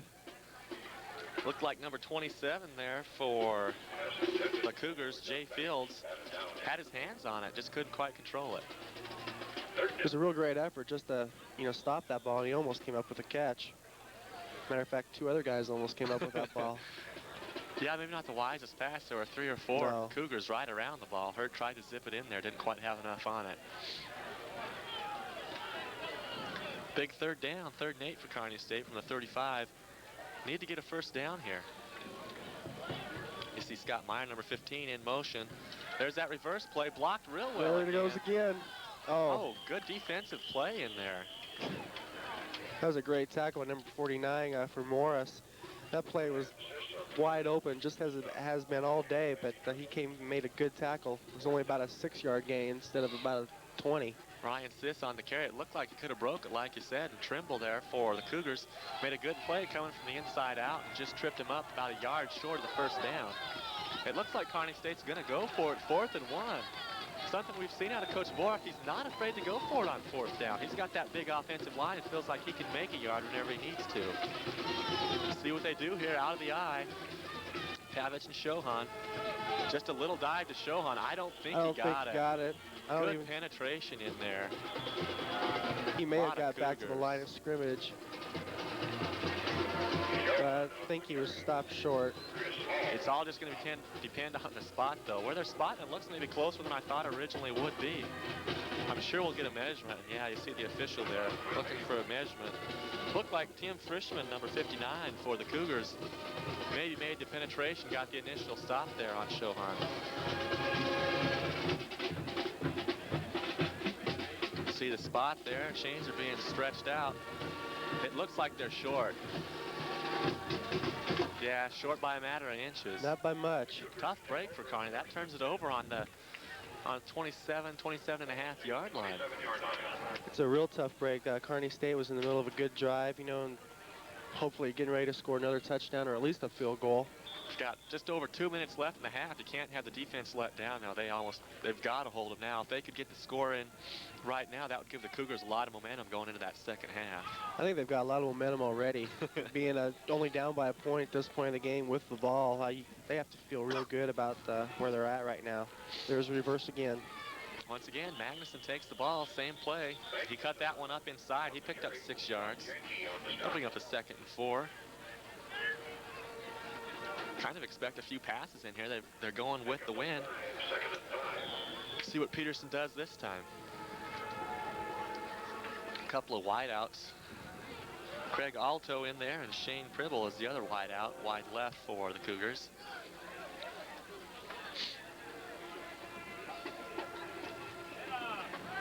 Little play action. He has time, trying to set up a screen to Magnuson just off his fingertips. That was a tough catch. It looked like Willie Mays running towards the wall there, right over his head. He had some room if he would have caught it, but nonetheless, it was a really tough catch there. Pretty good defense by Kearney. They had pressure on, forced a little bit higher pass than I'm sure Peterson wanted to throw out there. Yeah, one of the few times that the Lopers have put a lot of pressure on him. He's, for the most part, he's had real good protection all day long. Yeah, he's been doing those 2- and 3-step drops. It's tough for any defense to put pressure on. That's true. That's true. Big third down here, 3rd and 5. See what they do. Kearney needs to hold him here. Peterson straight back. Pressure this time by Gransky. He had to just throw that one away. I guess that was Essman in there. Jeff Essman put the pressure on. Good play. Well, Kearney State is in a real good position here. They forced a punt, and they should get the ball in pretty fair field position. This is the first punt of the ball game for either team, I believe.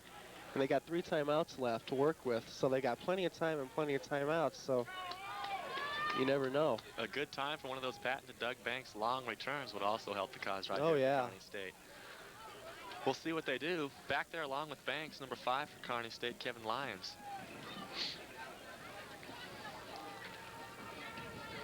Gets a low punt off. Lyons will take it. He's got room. See if he can turn it up and go. Nope. That was real good. Nope is right. Real good coverage by Morris. I was kind of hoping their extra point man was going to be the punter. That would have been really interesting. You just like to see that big guy in there, don't you? What can I say? I'm a fan. Kearney in decent field position now. Like you said, they got 3 timeouts. 1:16 showing on the first half clock. They're taking over on their own 37.5-yard line. A couple big passes. They can get in field goal range, maybe even score a touchdown. Oh, yeah. If they get down to at least, the 30-yard line, they're going to try a field goal anyway, I would think. They're definitely trying. They've got 3 wideouts. 1 fullback in the ball game, Brad Arrowsmith. Hurts back to pass. Looking long, has a man. He just underthrows him. Picked off in there, number 49. Still on his feet. Somebody's got to tackle him. Finally, you see, Arrowsmith comes in there, puts him to the ground. 49, Randy Trimmel. We've called his number a couple times today. Big defensive play. And he was kind of tough to bring down, showing some good running ability on that. That's just a bad throw by Hurt. Yeah, that's a real bad throw. They had one guy underneath, one guy deep, threw right into double coverage. Yeah. Just what you don't want to see. He had to pinpoint that right between 2 guys. A tough throw. And then I guess you see why those offensive players are on offense. That's right. He should. I think when in doubt, you should throw long instead of short. Couple wideouts now for the Cougars. See if they can take advantage of this. They got the ball on the 16-yard line. Play action pass. Peterson throws it just off the fingertips of the tight end there. He couldn't quite get it. Tim Peabody on there. Got his hand on it, couldn't quite control it. He almost made a great catch. He had to turn around and put his hand up, and he stopped it, but he just couldn't come down with it. If he would have, he very well could have scored. 2nd down now for the Cougars. See what they can do. Even if they get a field goal out of this, that's going to give them the momentum. They'll get the lead at halftime. It's like I said, they have to feel good just about being a point down, I think, because Kearney State is favored in this game. If they can go in leading, they'll feel really great.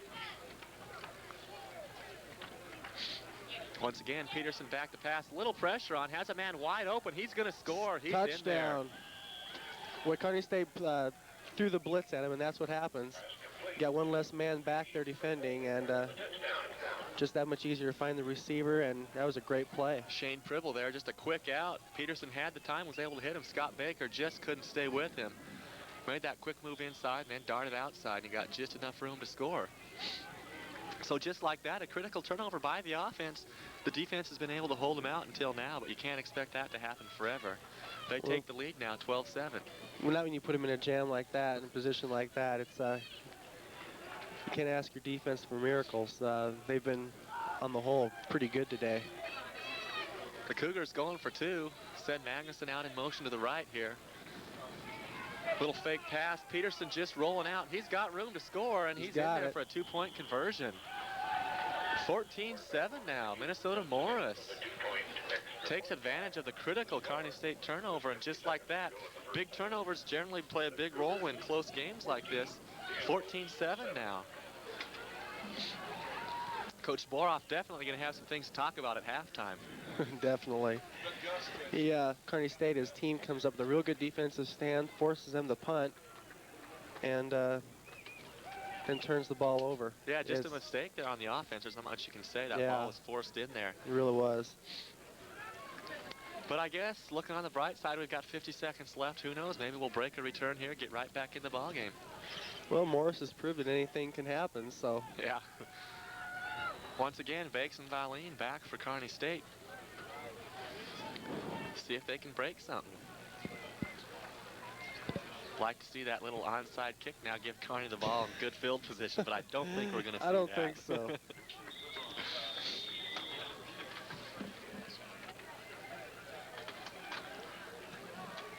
That's number 44, not their place kicker that you like so much in there kicking off for him. 44 is Scott Gonerman.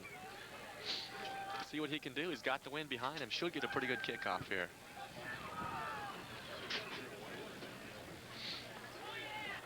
Good high kick. Banks will take it right at the 9-yard line.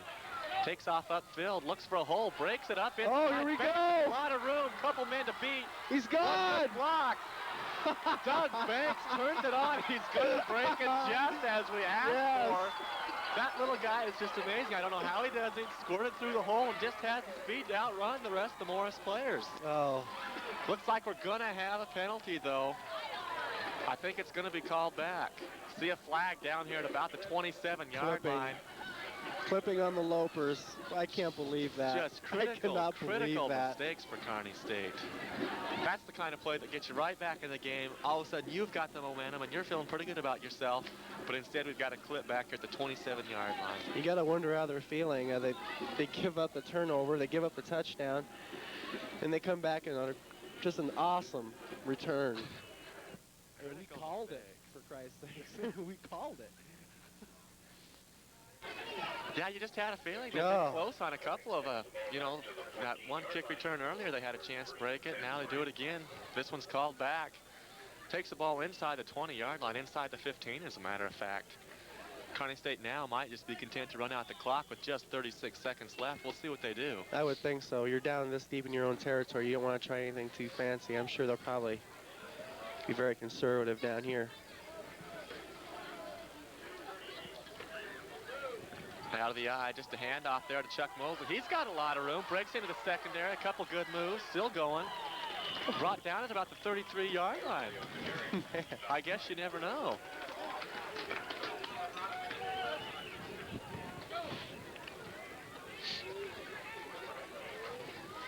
See what Kearney decides to do now. They've got room to start throwing the ball, maybe get in field goal position here. Clock is running, 25 seconds left in the half. Hurt needs to get under there and get a quick snap. There he is. Another handoff right at the gut.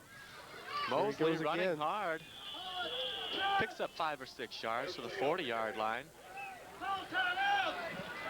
Clock still running. No timeout being called by Kearney State. You got to wonder why they would. Well, now they call the timeout. Looks like they call it now. They let darn near 5-6 seconds run off the clock. Don't really know what they were doing. A lot of players standing around looking at the sidelines. They should have just called the timeout early. Yeah, they wasted about 10 seconds there.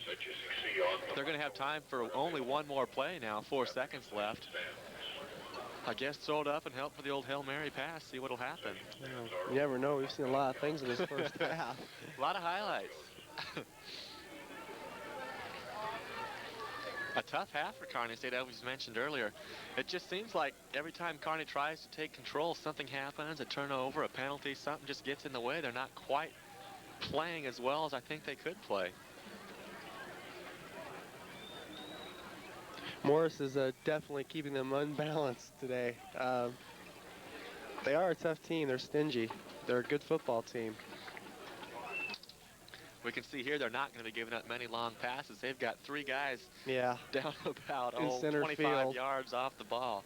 Going to be tough for Kearney State to get anything deep going here. We'll see what they have in mind, though. Hurt comes up, a couple split men, Valine and Banks again. Hurt's under the center. Scott Meyer comes in motion. Hurt drops back. He's straight back. He's just going to throw it deep. See what happens. A lot of guys down there. Incomplete, though. Would have been awfully tough for Kearney State to complete that pass. Hoping for a little volleyball action down there. Someone batting up and getting a miracle catch. I guess you'd have to call this a real disappointing first half. Kearney State should be ahead the way it seems like the game's been going. A couple critical mistakes, and they're trailing 14-7 at the half. We'll be back after this with second half action.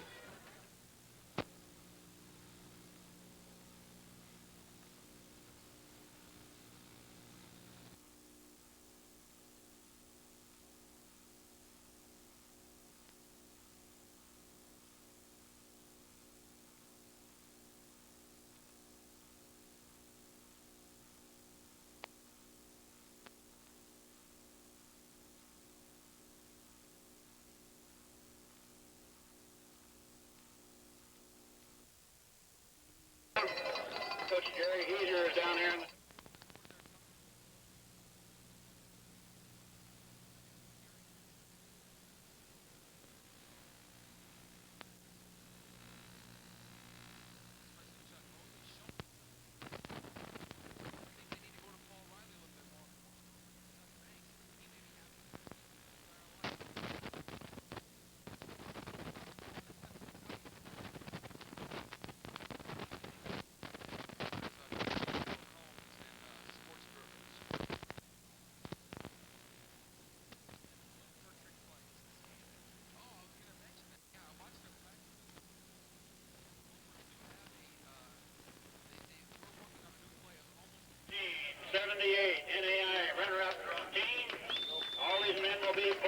Welcome back to Foster Field for the second half of the football game today between Kearney State and the University of Minnesota Morris. And John, some crazy stuff in that first half, huh? Yeah, a lot of tough breaks for Kearney. I just have the feeling, it looks like Kearney should have more than just that 7 points. They played well enough to score a couple, maybe 3 touchdowns, but you got to give the Cougars credit. They've played tough. They certainly don't give anything away. You know, they're smaller, but God darn, they play awfully tough. They really do. Kearney State should have at least 14 points. Had a beautiful kickoff return. Oh, that's got to hurt when those get called back. It was less than a minute ago in the first half. They had that called back, and just Kearney State has not had the breaks go their way, and Morris has capitalized. Yes, I was talking to Coach earlier, and he was worried about Minnesota Morris keeping his offense off the field, and they've been able to do that. Kearney just hasn't been able to really get into much of a flow, no real rhythm. They're on for a while, then they're off for a long time when Minnesota's controlling the ball, and it's just been tough for Kearney State to get anything really consistent going on the offensive side. They really are. They're a very unpredictable team.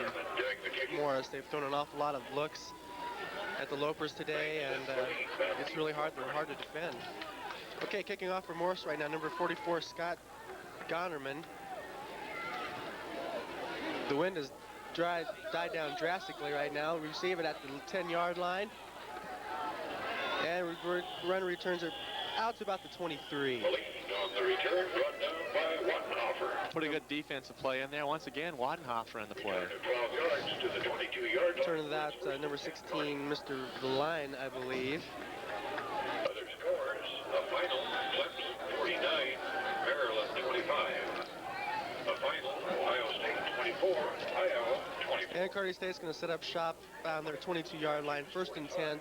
14 minutes and 54 seconds to go. We have just started the second half of play right now.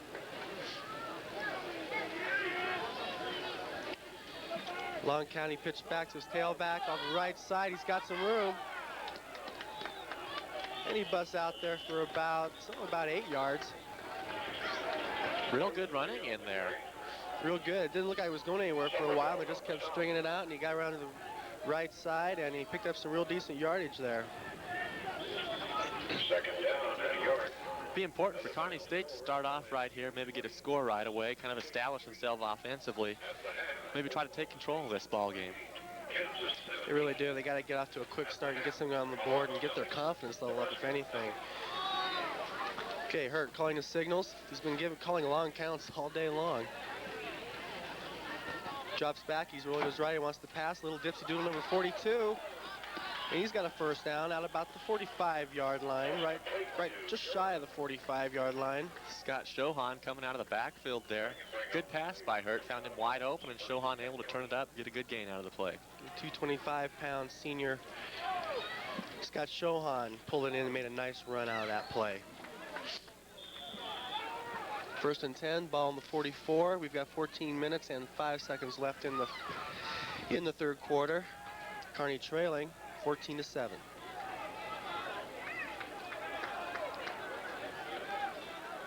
Coming up to the ball, Kearney State looking at about a 5-man front. And they give a short handoff up to the fullback. He dives in for about 2 yards off the left side. If you didn't notice that, they had 2 wide outs, and Travis Valine nobody even covered him out there. He was split out to the right, and they had 3 guys that shifted over to Kearney's offensive left side. Valine was wide open, just ran straight downfield. Nobody guarded him at all. Too bad the quarterback couldn't have seen that. Made some kind of an audible over there and got the ball to him. He had a touchdown easy. It is too bad. Missed a defensive assignment there. No, Somebody definitely screwed up. Okay, we'll give him 3 yards on that run. It's second down and 7. Ball on the 47-yard line. They're sitting in the eye, slot back to the left. Hart, fading back. He's got a man wide open, hits the big tight end. Paul Riley there, another good gain for Kearney State. That'll give him the first down. Number 86, Paul Riley, 6'4", 229-pound senior with a nice catch. I think that's his second one of the day. And about the same play. I think he caught one on exactly the same play earlier in the football game. Made a nice run. He's the kind of guy that gets out in the secondary and is real tough for those little defensive backs to bring down, as I mentioned earlier. I like to see the ball go to Paul Riley, and I know Coach likes to draw up some plays, or maybe he can get the ball. Those tight ends are definitely rambling kind of guys once they get in the open field. Big first down for Kearney. They get to the draw. Chuck Mosley, nice running. God, he just stopped on a dime, able to make some nice cuts in there. That was very sweet. Chuck Mosley on the shake and bake, 5'10", 5'6", 170-pound sophomore back. I thought 5'10" was a little big for him. He's just a little guy, but you see there, he's got quick feet, able to stop and start in a hurry. Real quick feet. Tough to bring down. That was a dandy run. Give him 8 yards, second down and 2.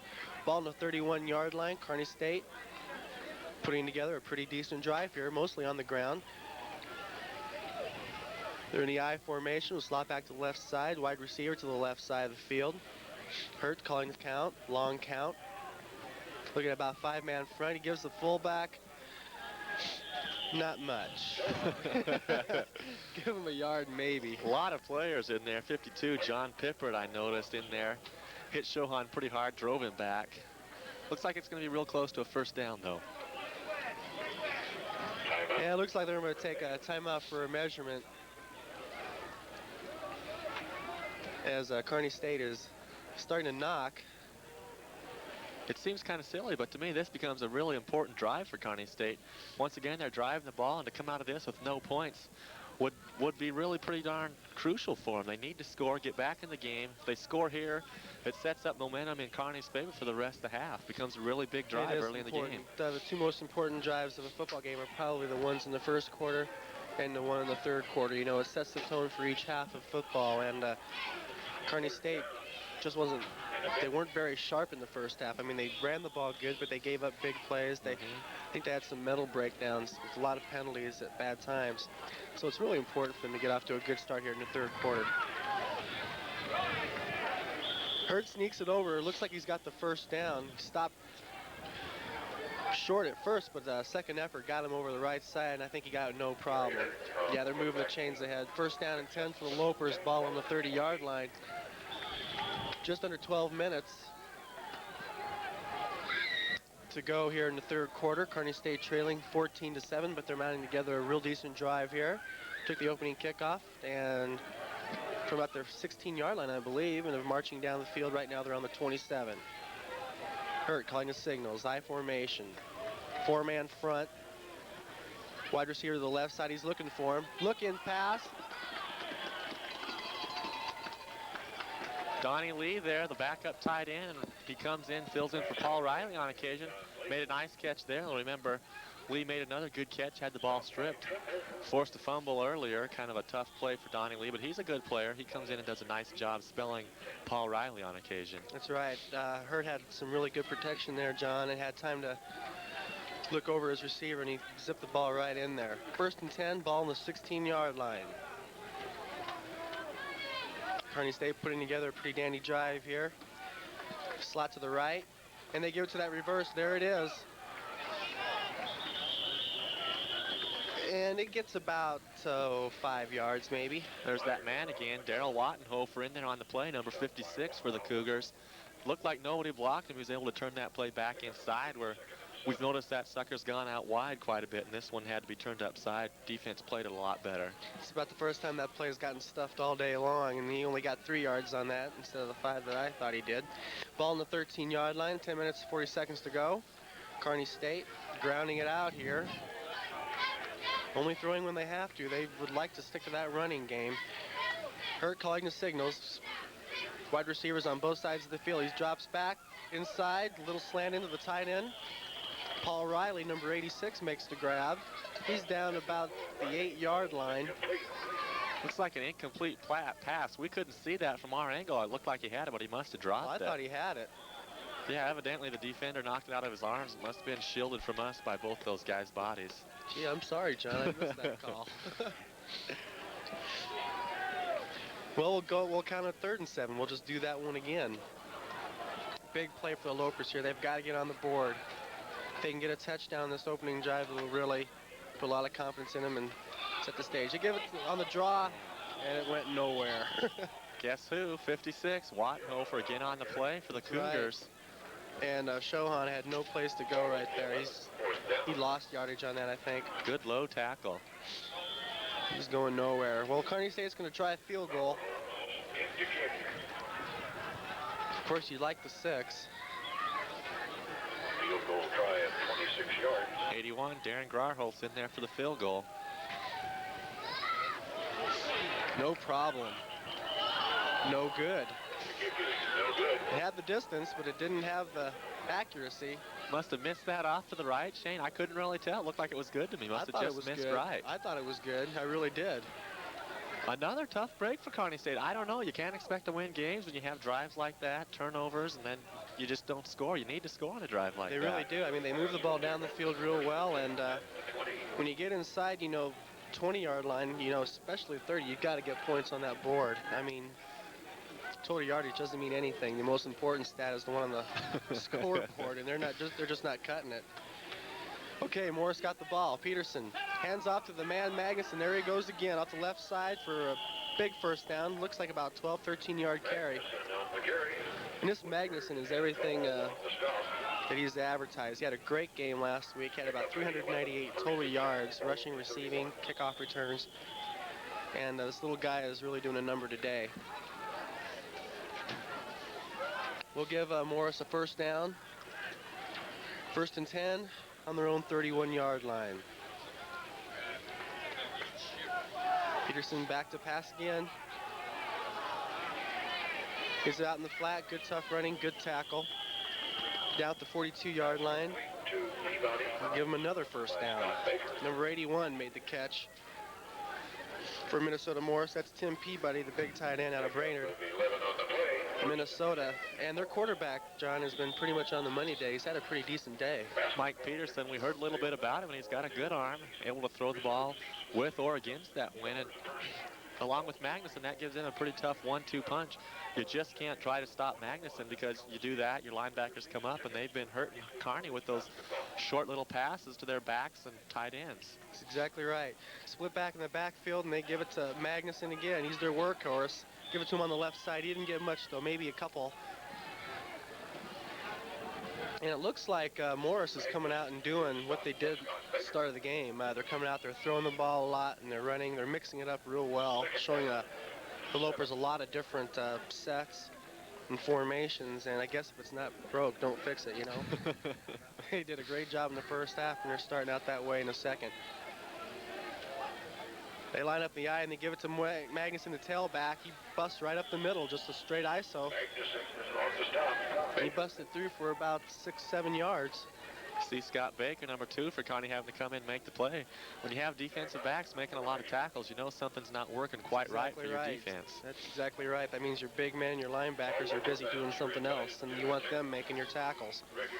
Going to be close to a first down. We'll see what happens on the measurement. I think they got it. Following today's ball game, Loper community honoring Scott Show after the holiday after the ball game. They got it.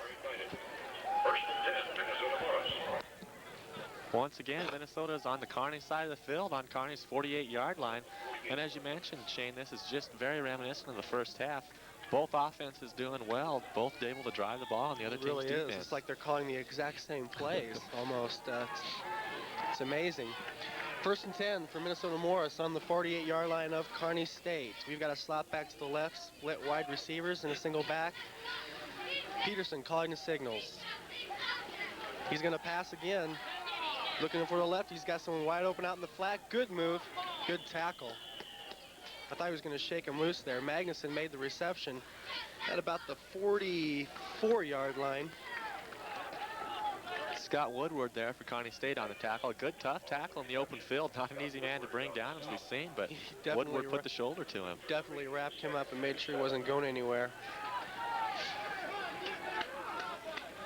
So only give him 3 yards. Ball on the 45-yard line.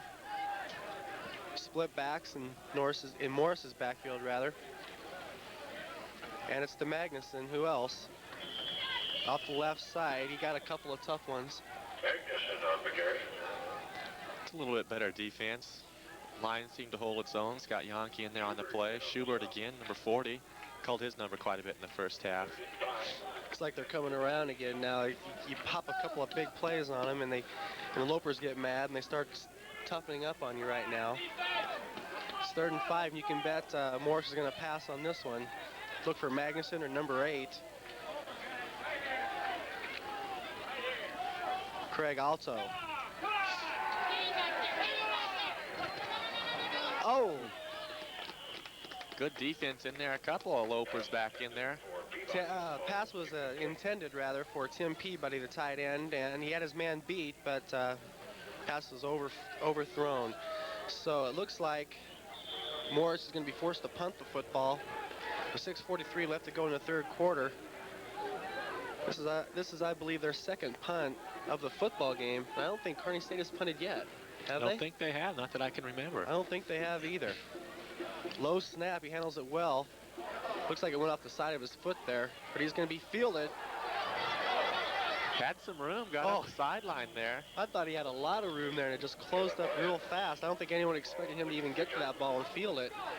Kevin Lyons, a dangerous return man. We've seen him a couple times return kicks a long ways. Had a chance there, but defense got over the side and forced him out of bounds. He did a real good job of fielding that ball. If it would have got by him, it would have rolled a lot farther, and Morris could have very well have gotten that ball inside the 10-yard line. Okay, 1st and 10 for the Lopers at the 27. 6:42 to go. They're trailing by 7 points, and they have not sustained anything as of yet. Hurt calling the count. He's got an I formation. Slot back to the right. Split wide receiver to the right side. Long count. He wants to throw. He's rolling right. He's got room. He can do either. Good catch. Good move. Looks like number 20 over there, Doug Banks, always able to put a move on, picked up a couple extra yards. He did. It was a really great move out there.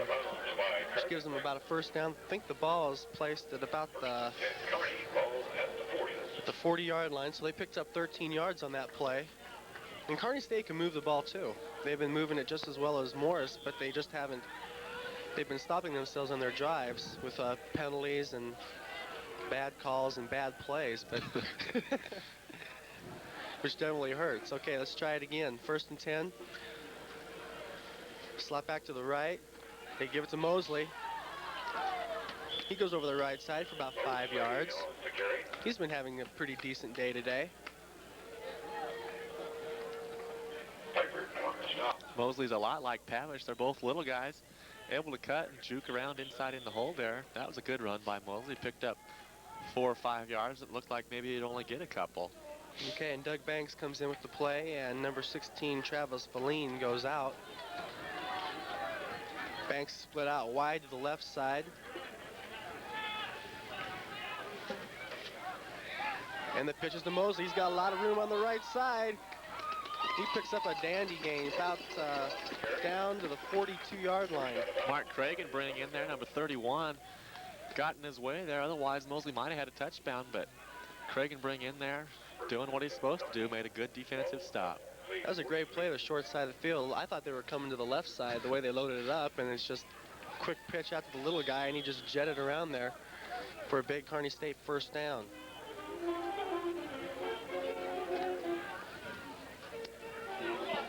It's 1st and 10 on the 43-yard line. They're in Morris territory right now. Hurt calling the signals. A lot of guys up front. Now they back off. Looked like a monster blitz was going to be coming up there. My goodness, they had 10 guys up there. Fakes the pitch, little quick pass, wide open. Off the hands of Paul Riley. That's a ball he should have caught. Well, that was right to him. The sun may have been in his eyes a little bit, but just right off his fingertips, and he definitely should have had that ball. It's a good-looking play. Couple was. fakes in the backfield, and then hit your tight end there, fading out into the flats. Travis Valine comes in with the play. Scott Mailer comes out. And Valine's going to line up in the slot on the right side. They're in I formation. Mosley, the tailback. Valine comes in motion to the near side of the field. And they're give it to the jaw on Mosley. Tough running up the middle. Good running. Again, looked like he had nothing. Picked up 7 or 8 yards there. Excuse me, he just went right up the middle there. And I'll tell you, that little guy is a lot stronger than you would think. Someone who was 5'6", going right up the middle like that. That was really an impressive run. Meyer back in. Valine goes out. They're the messengers for Boroff. Doug Banks split out to the left side. They're in a slot left. Hurt the quarterback. A lot of guys up front. Here comes the reverse again. And there it goes. Good run, and Scott Meyer has a chance. Better hold the ball. Good run in there by Meyer. He broke a couple tackles, too. That was a great play. Morris was sending a lot of people. They were blitzing right there. Yeah. And that's what happens. That was just a great play. Everyone was there, and they misread the play, and Meyer ran right by him. He does have to learn to put the ball away, though. He was kind of carrying it out there like a watermelon like or Walter something. Payton or something. I don't know. Big first down on the 20-yard line for Kearney State Lopers, and this is where they've got to get really tough. They want to win this football game. They pitch it out to Mosley on the left side. Nothing doing. He may have lost about a half a yard. Good penetration in there. Guess who got that tackle again? 56, Darrell Wattenhofer.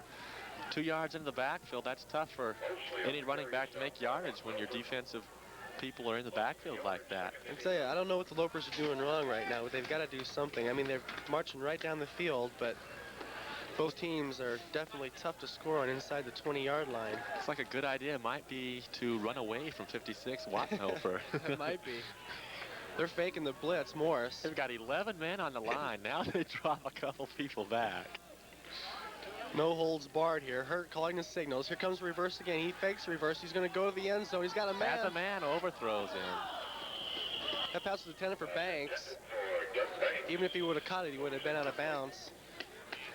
But I think that's pretty much what they have to do. I think you should probably have to go for the end zone right here, don't you think? Get us close in there. They definitely need a big play to be stopped again. No points. Really hurt the Kearney cause right now. They've been close several times, just haven't been able to push it in. We've got to get at least a first down here and at least a field goal out of this drive. At the third quarter, Nebraska 7, Colorado nothing. Okay, it's 3rd and 11.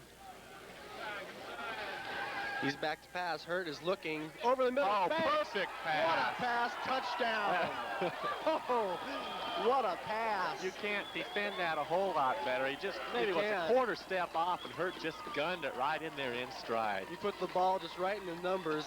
I was watching Banks the whole time. Real simple pattern. He didn't do anything but just run a simple post pattern across the middle, and Hurt watched him all the way and gunned it right in there. That was a great play by Kearney State, and that's really what they needed. I mean, that was just a beautiful play. He had great protection.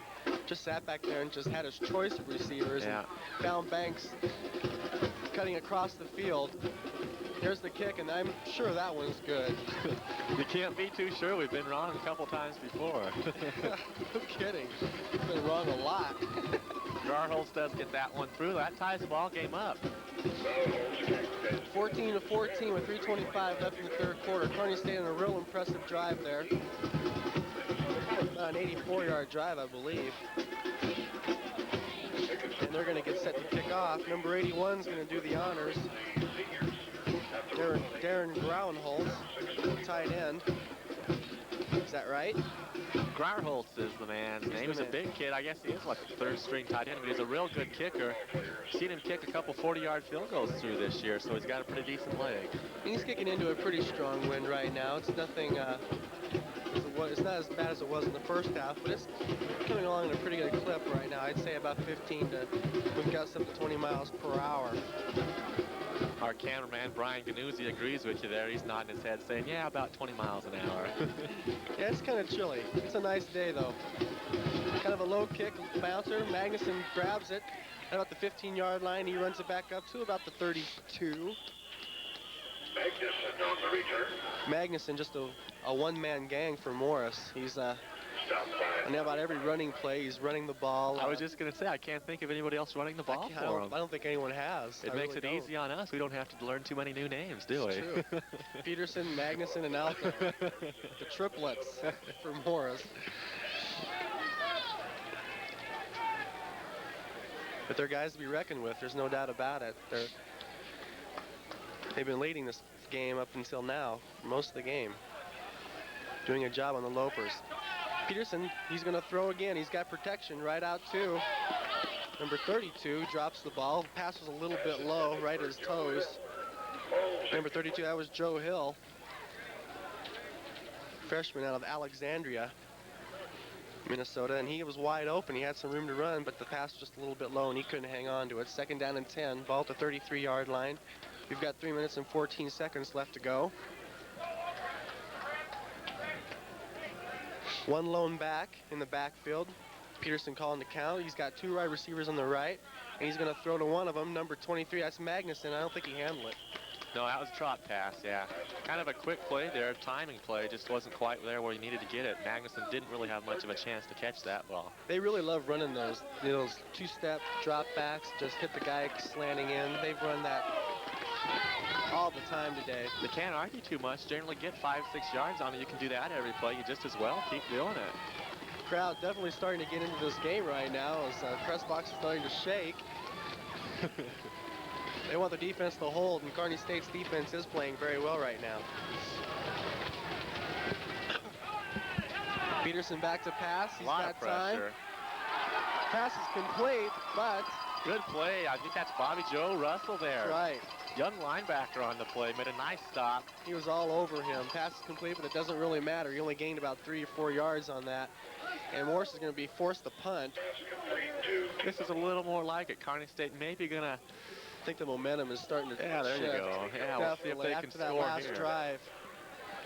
Defense really was fired up that round, and this is Morris's, I believe, 3rd punt of the ball game. Kearney has yet to punt. Yeah, we still haven't seen Doug Banks punting yet. Good snap. Not a bad kick at all. Banks is going to field the 20. Here he goes. Gets Good. it on the run. He's at the Stays 40-yard line. He's on his somehow. feet. And towards the outside, he goes out of bounds right about the 49-yard line. That's Peabody, 81 for Minnesota Morris. Made what was obviously a saving tackle there. Banks broke a couple and had one man left to beat. Peabody able to get him down. Well, he caught that thing right in the run, and there's no doubt in his mind what he was going to do with that ball once he got it, and broke a couple of good tackles on his way to the 50-yard line. So a good return for Banks. Kearney State's got awesome field position here to start the second drive of the 3rd quarter. Gary Hurt still a quarterback. Slot right. I backs in an I formation. Wide receiver to the right side. And he pitches back to Mosley. Mosley going to the right side. He's got room. There he goes. Oh, nice hit. Nice hit, nice run, nice play. He hit him hard. Mosley got turned around and came up face to face with a Mosley player who just leveled him. While one guy was holding on to his ankles. He took quite a shot. But he jetted through there for about 9 yards. Real nice run, well-blocked play by Kearney State. And Kearney State is starting to move the ball with some effectiveness here in the 3rd quarter. 1 minute and 46 seconds left to go. Hurt calling the signals. There's a 5-man front that they're facing right now. I formation, the wide receiver to the left side. He's going to go back and he's going to pass. It drops back. He's got Riley, number 86, at the, Oh, stepped out. Looked like he was going to break a tackle and take that one into the end zone. I did too. He went out of bounds at about the 26-yard line. No, they're going to mark it at the 29, I believe. If he could have stayed in bounds, he could have danced down the sideline for a score. That was a great catch by Riley and a good job of staying in bounds. It's a good pass by Gary Hurt. A couple defenders great over there. He pass. just zipped it in there before they could react to the ball. Kearney State starting to move the ball here. Looking very good in the third quarter. 1st and 10 at the 29 of Minnesota Morris. Our score is 14-14. Quick snap. He got, He had two deep guys. I was watching Doug Banks on the other side. Same pattern over there, the little hitch and go, and Banks was open and Valine was both open. That happened so fast he didn't have time to call it. Kearney State took a quick snap and he had to, I thought he was rushed in throwing that ball. There's a Morris man right in his face. Somebody got in there. And it was definitely designed for that look. Quick count, quick play, and Valine was, the pass was intended for Valine down the left side, and he was all by himself.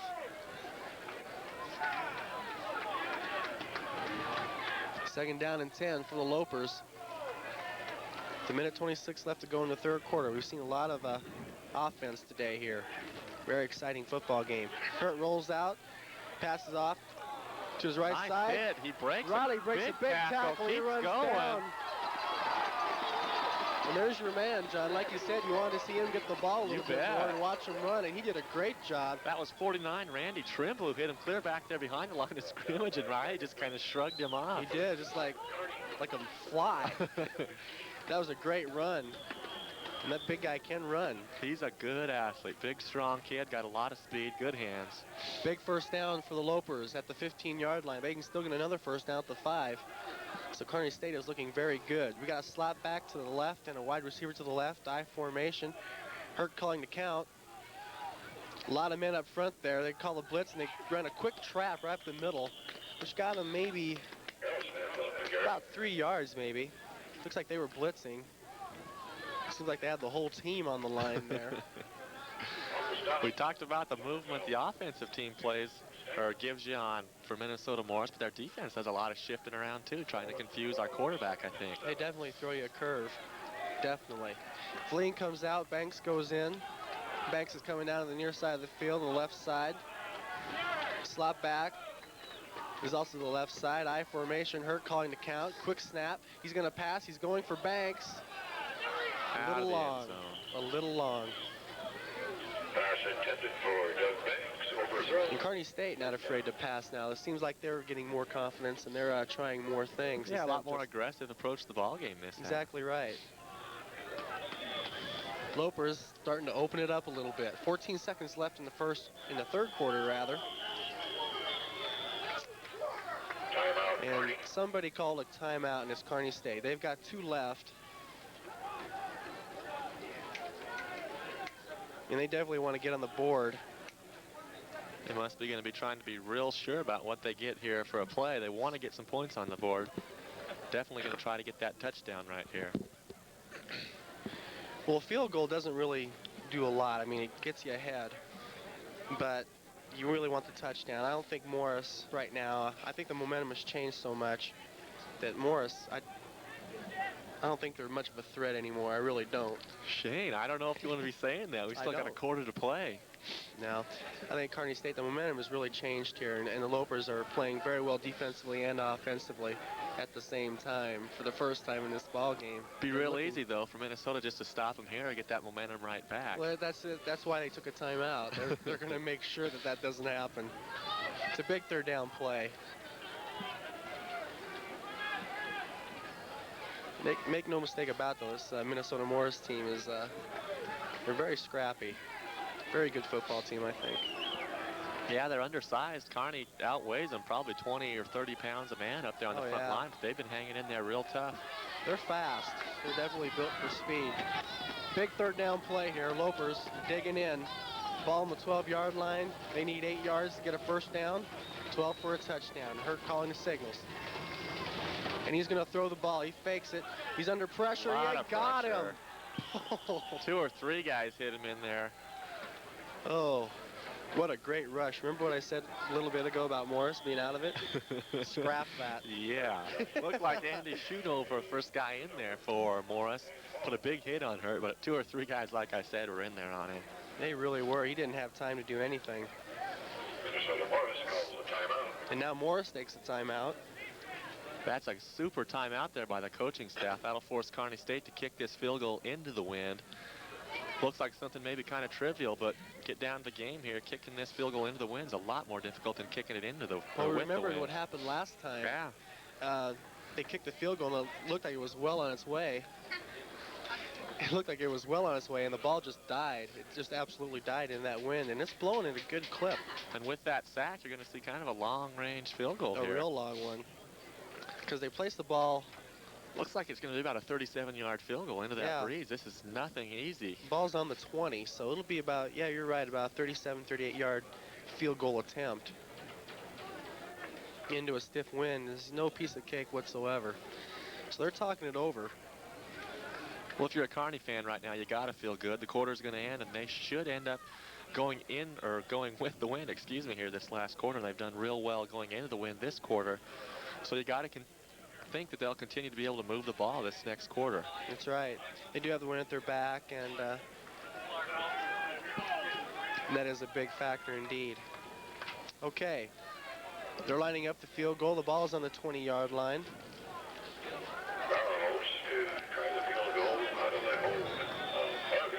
Grower Holtz will be kicking the field goal, or attempting it, I should say, and it's going to be. Oh, he got that through there solid. There was no doubt about that. That's What a a line. good-looking kick. What a line drive that was. I'm really surprised. That didn't look like the wind affected that one at all. Well, he Just kicked it low for Yeah. one thing. Yeah, if you kick it up high, the wind's just gonna hang it up. He just drilled that. That was a great kick. Well, that helps the Kearney cause. Puts us back on top, 17-14 now, heading into the fourth quarter. 17-14. Kearney State is ahead, looking very good in the third quarter. And Morris in the second half hasn't really done much at all. They've been held. They haven't scored. They run a couple of good plays, but haven't sustained any type of drive whatsoever. The Kearney defense has forced them to punt twice, and the defense is really coming around. So this is going to be a really big possession for Morris. If they want to stay in this football game, they got to make something happen right now on this drive, I feel. Get some of that confidence back, and you bet Mr. Magnuson will get his hands on the ball. You say that. There's Bill Magnuson deep to receive this kickoff. I'm sure he's thinking, give me one chance, one big play here. I can get us back on top. He can do it, too. There's no doubt. Good high kick. Magnuson's going to take it at the 5-yard line. You see the 10, 15 to 20, and he falls down at the 24-yard line. Not a bad run for going right up the middle. Pretty good defense there. Kearney stayed in their lanes, didn't really give them too much of a hole to get through. Magnuson gets it out to about the 23.5-yard line. And Morris is going to set shop up at the 24-yard line, 1st and 10, with 14:55 to go in the fourth quarter. Both teams have 2 timeouts left, so you might want to keep your eye on that. Thank you, John. 1st down and 10. Peterson, he's going to pass. What else is new? And there's Alto, number 8. I think the pass was caught.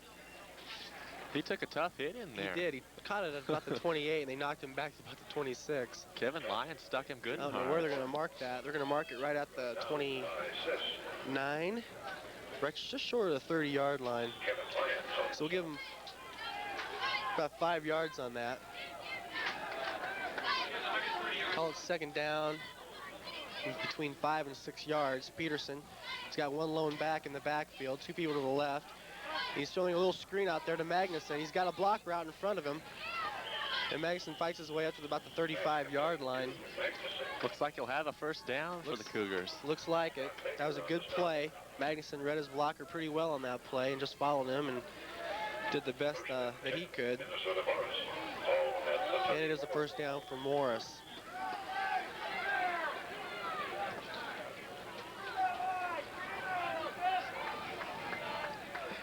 Kearney State's defensive line trying to dig in here and stop. They come at it with a 4-man front line. Peterson calling the count. And they give the ball to Magnuson. Oh, Todd Gransky, just forget it. That play's going nowhere. What flavor was it? Man, he got the ball almost before Magnuson did. Someone did not even touch him. And Magnuson took a big shot right in the face. Gransky's been the guy that's been making big defensive plays all year long for Kearney State. He's had a pretty good game today, too. He's made some big plays. And that was a big one. 2nd down 11. They lost a yard on that. You can bet they're going to throw here. Peterson fading back, straight drop back. He's got a man open right down here. Magnuson was wide open, but number 7's open. Complete down to about the Kearney State 18-yard line. Kearney State just didn't cover him. Rusty Conrad able to catch up to him from behind, but that was a great throw. They just let him split the 2 players. Magnuson was wide open down here in the flat, and they might have been thinking that he was going to get the ball, and number 7 was just a great decoy. Shane Pribble, just a straight fly, ran right between 2 Lopers. He really did, and that was a great pass, and Morris is knocking on Kearney's door right now. Ball in the 19, 1st and 10. I formation. Wide receivers on each side of the field. Peterson, and he gives the Magnuson right up the middle. Magnuson for about 6 yards, it looks like, down about the 12-yard line, maybe 7. Right up the middle. What a seesaw game this is. Just when you think Kearney State gets the momentum to put it away, you know, here comes Morris. A lot of big plays, too, just changing the momentum back and forth. And the very same thing for Morris. Right when you think they're going to put it away and Kearney State can't do anything, Kearney State comes up with a big play. It's really been interesting. 12:25 left to go in the 4th quarter. Morris making a run at it. Ball on the 14-yard line, 2nd and 5. Fumble, but he recovered. And it's things like that that stop a team right there. 3rd and 5 is coming up. 12:07 left to go in the game. Kearney State's going to have to dig in here. And you see the players shielding their eyes out there. I wonder if the Looks like that sun's getting low in the sky when you turn over here and look at west. It's probably pretty tough to see the ball. So this, for Morris, I mean, if you're Morris, you definitely would have the advantage throwing into this. Because Kearney State's looking right in the sun. Alto comes in motion the short side of the field. Peterson's back to throw. He's got his man. Good down pass. at the 2-yard line. He threw a bullet and he caught it. Yeah, he gunned that ball right in there. Just a down and in, and he gunned it right in there. Baker on the stop for Kearney State. Scott Herman there made a nice, just turned right up about the goal line, came back to the ball just like I'm sure he's been coached to do. Gives them the ball in great field position on about the 3-yard line. 1st and 10 to go, 1st and goal for the Cougars. Cougars never say die, trailing 17-14. Look for Magnuson to get the ball here. Peterson, and there he gets it. Off the left side, still on his feet, not getting much. He lost about a yard. Lost the ball, but he was down, I think they're going to call him down. A lot of players in there. Kovar, Scott Baker you see in there. A lot of defensive players in there for Kearney State. Yeah, that middle is definitely clogged up. A lot of bodies flying around in there. Saw a little wishbone look out of the Cougars again that time. You never know what they're going to throw at you. Shane Pribel comes in with the play, number 7. He splits out to the right side. Alto, number 8, splits out to the left side. Magnuson is in the backfield. Peterson calling the signals. He spades back. He's going to option. Got an option coming. To Magnuson. Here we go. Touchdown. He's in there. Scott Baker tried to turn it in, just didn't have any support there on the inside. And Magnuson took it right in. Yeah, I thought a Kearney State player had a chance of getting in there. I didn't think that play was going to score, but once he got by him, he knew he was in there. Yep. So just like that, momentum changes once again. Once again, that was a very impressive drive by Morris. Especially that big pass play is the big play of that drive. There's your man again, huh? There he goes. Big buyer. Here's the whopper.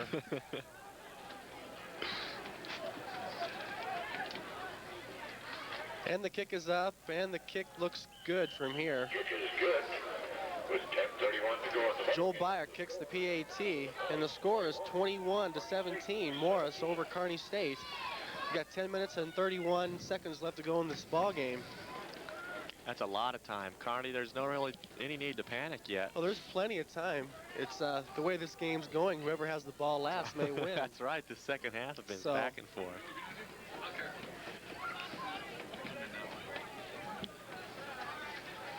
So Kearney State set to receive. They're going to have Eileen and Doug Banks back once again. See if we can break another return here. You know, Banks had that one that was called back, and unfortunately, tough to forget that play.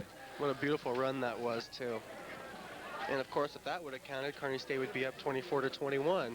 So If a lot and of buts ifs. were candies and nuts. That's Isn't that how right. that saying goes. That's exactly right.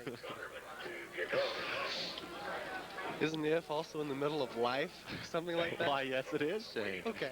You know all those cute little Well, sayings. just a too, little don't ya? trivial pursuit for you.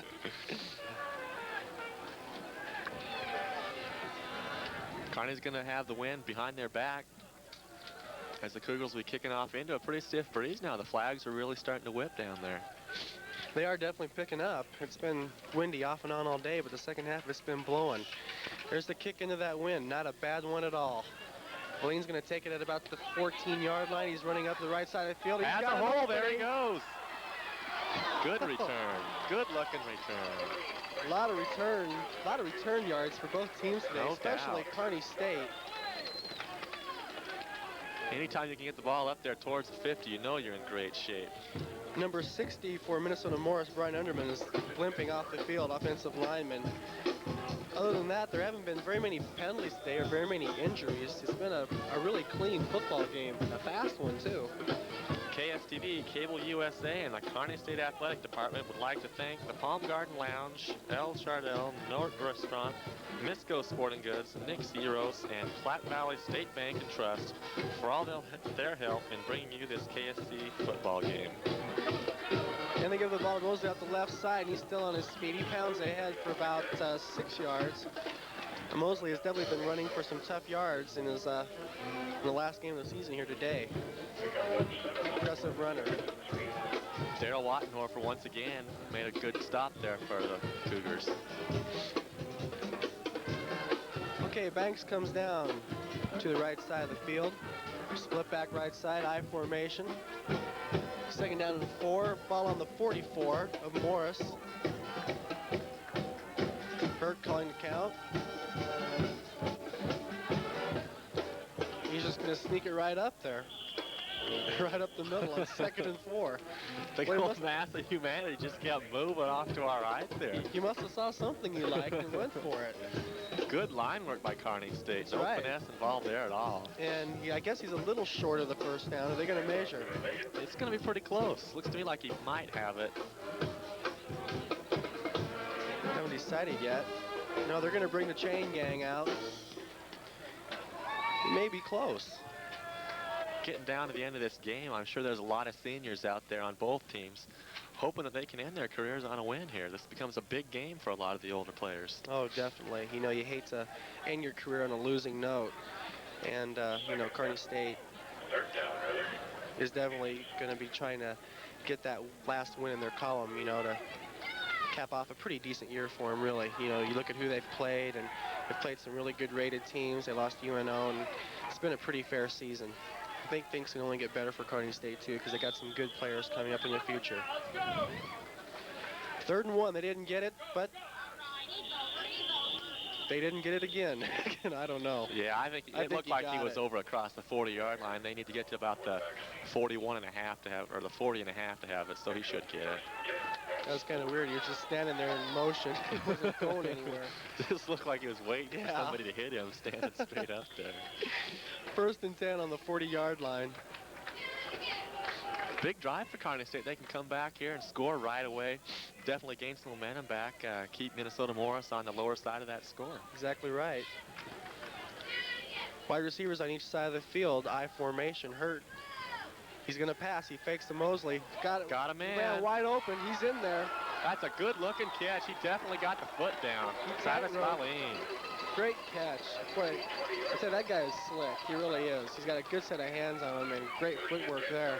If Hurt could have just let him a little more to the inside, might have had a touchdown, but Yeah. instead it was a little to the outside. He had to adjust and was lucky just to keep his feet in bounds. Hit him for about a 21-yard gain there.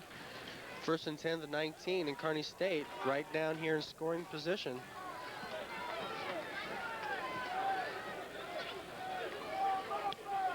And they need a touchdown. Hurt back to throw. He's going for it Got right a now. chance. He's got a Oh, touchdown, that's a Kearney. beautiful looking cut. Banks. That is a beautiful pass. He released that ball as soon as he got it, and Banks just curled around. Banks and was made a, well covered. Oh, he made a beautiful catch. He made a beautiful catch. Just looked like Hurt just dropped back and threw it between the two defenders and said, "Go get it, Mr. He Banks," did. and he did. It's like a jump ball. Yeah. Is what it was. Great play. Kearney State comes right back and takes the lead 23 to 21. They're going to line up for the PAT here.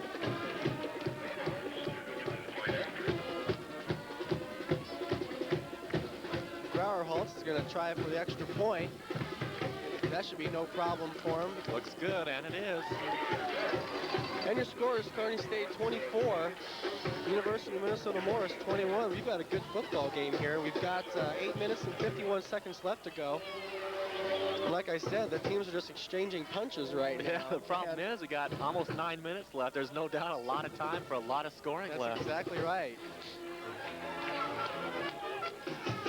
Very offensive-minded football game. Kearney State looks an awful lot. They look more crisp in the second half. They look more confident for one thing. They're running the ball well. They're passing the ball well.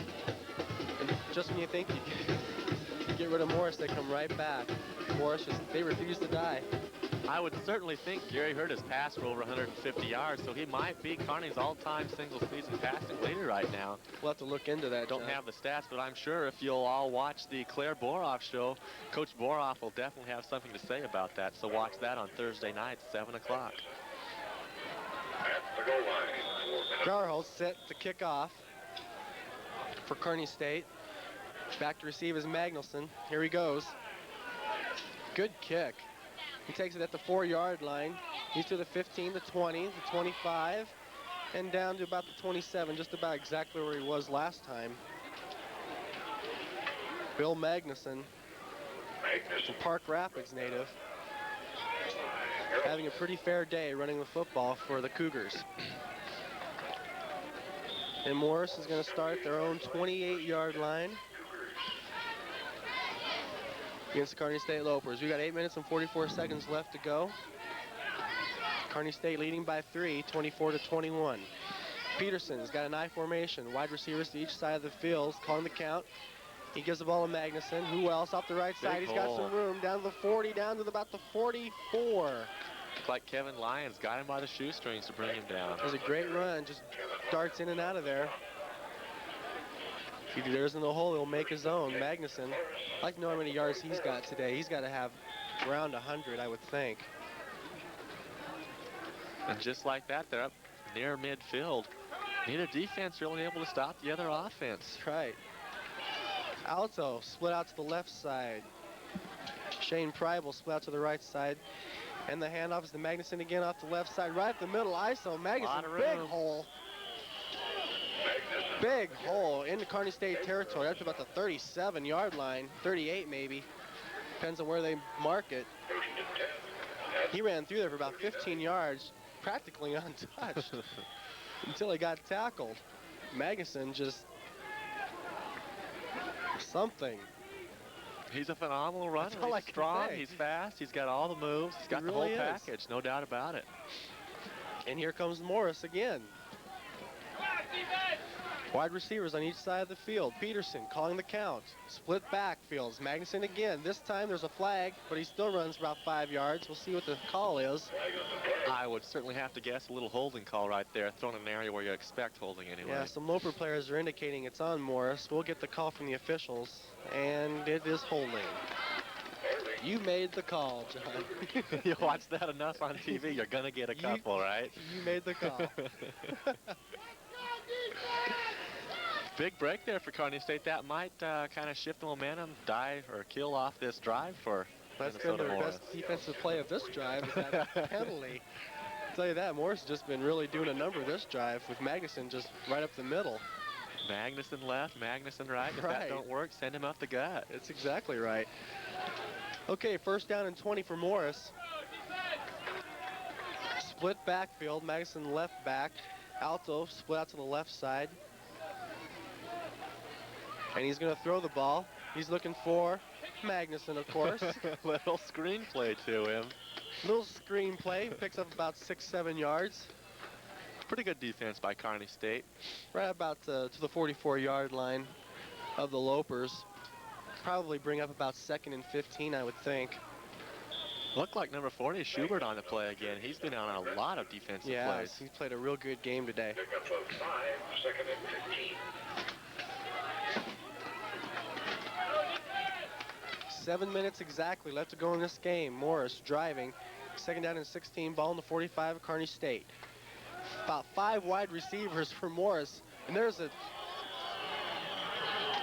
interference, and there's a real late flag. Oh, I didn't think they were going to call it. Real late flag, but I think it was a good one. Because he definitely got pushed. Number 8, Alto, got pushed by number 58. Scott Kovar for Kearney. It looked like maybe that was not a catchable ball, so I didn't think they were going to call it. Well, that's true. It might not have been catchable, but he definitely pushed him. And I'm not sure if you can do that. That's And definitely the call. visibly upset, and that really helps Morris. That gives them a first down, I believe, or close to it. Right out there now, they're playing Let's Make a Deal. Definitely a big penalty. Just when it looked like maybe the defense was going to hold them up right there, they come back, Big penalty. get the penalty. Interesting set, though, that offensive play for Yeah, they Morris. They had 4 wide receivers, 3 of them out here to the left. Yeah, they had 3 guys on the left side and 1 on the right, and they had a tailback run out in the flat on the right side for a pass also. So they had 5 guys out there waiting to catch the ball. It's kind of like shooting fish in a barrel. There's going to be somebody open. Same Same set thing. again. Here we go. Morris. Peterson calling the count. There's one of them open. There's Pryben, I believe, number 7. Shane Preibel. Shane Preibel, I mean, pardon me. Gets it right off the right side. Tough offense to stop. There's no doubt about it. They do so many different things. They throw those 5 or 6 receivers at you. That's expecting a lot of your defense to cover everybody. It really is. Takes a lot of heat off your quarterback. You don't have to worry about a big rush. Just real tough to defend.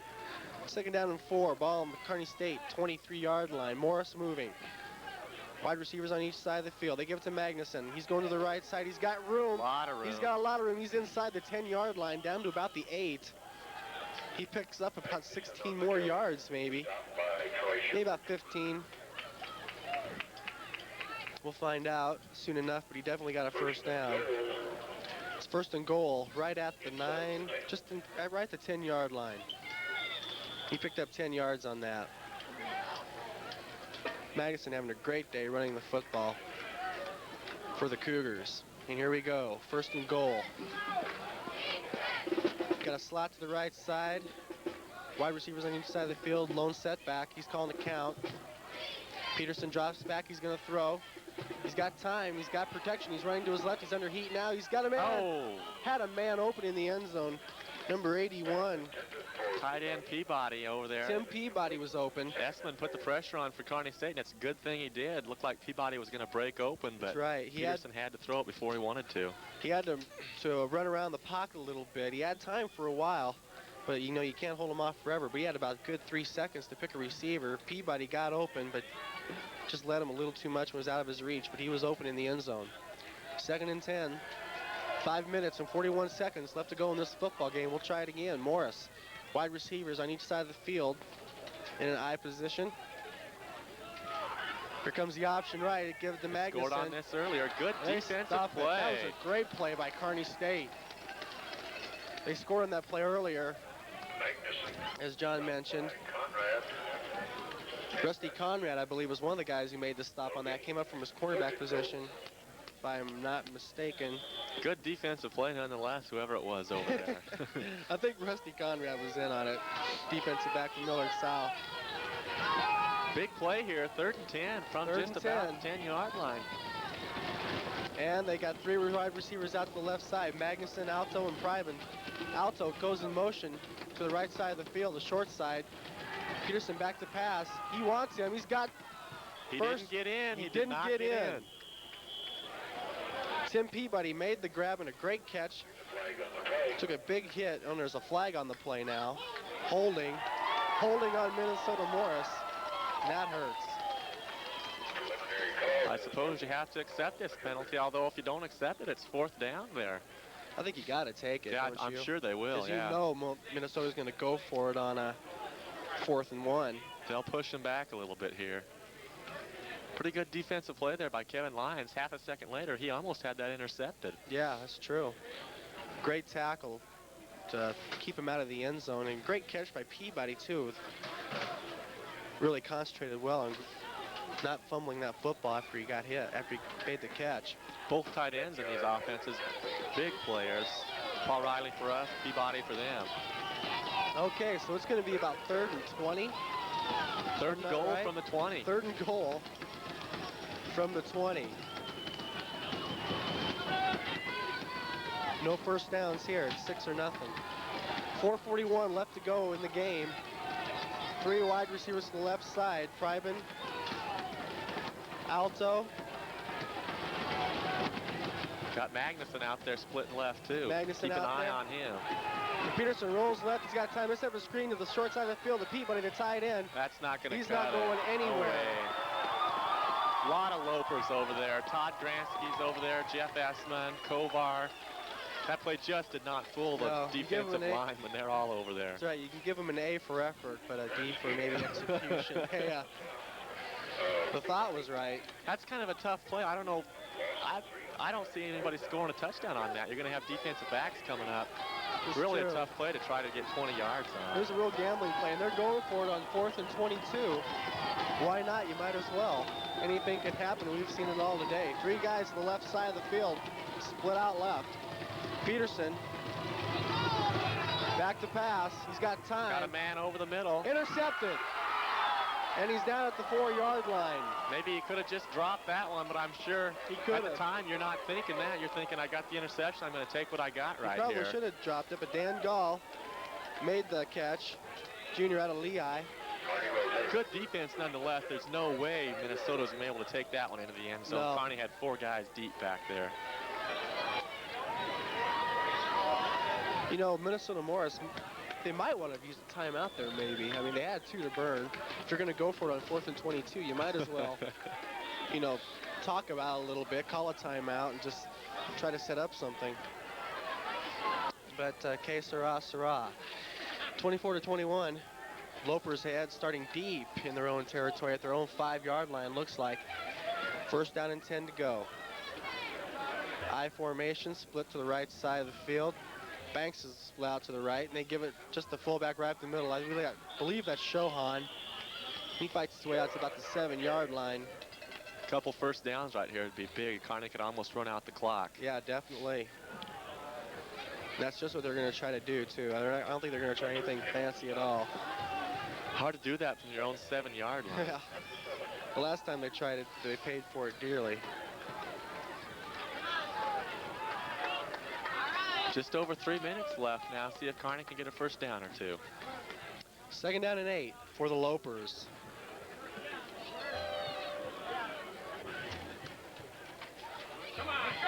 And they Mosley out the right side. He's got some room.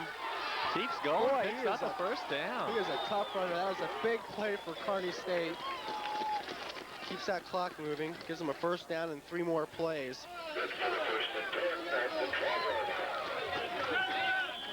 Gary Hurt, the quarterback today, doing a good job running this football team.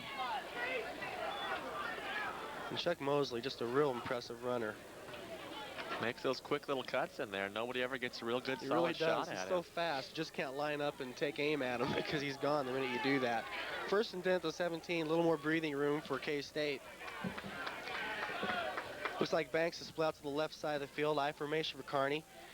And they just give it up to the fullback, who I believe is Shohan, and he didn't get anything. Wadenhofer again on the play. Shohan on the carry. And Morris desperately trying to dig in for a chance to get that football back for one more chance. Yeah, they almost have to hold him here. If Kearney gets another first down, it's almost It really over. is. Then they're going to have to start using their timeouts here pretty soon. We're at the 2-minute mark, 1:57, 56.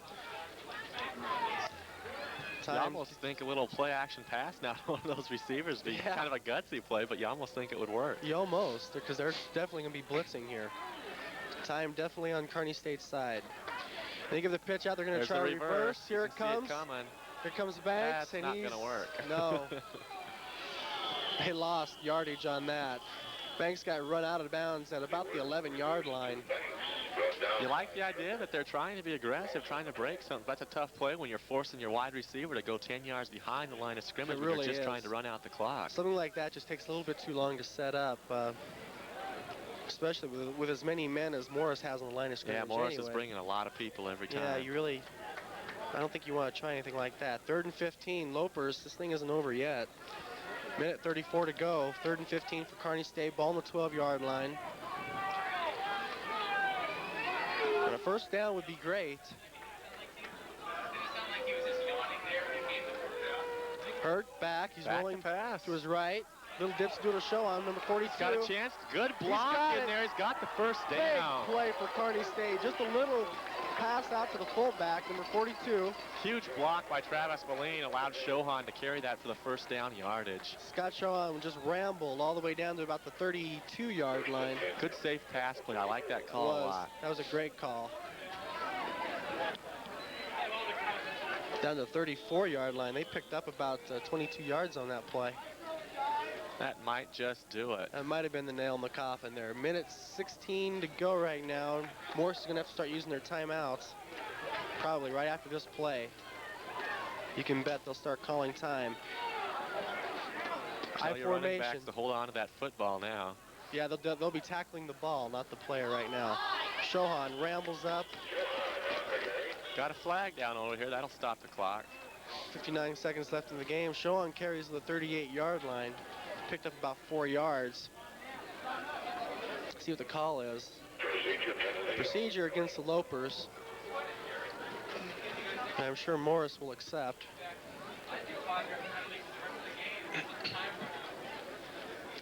This game has been brought to you in part by the Fireside Inn, Molly's Motorworks, Frontier Liquor, Bogart Supermart, Copperfields, and L&J's Home and Appliance Center.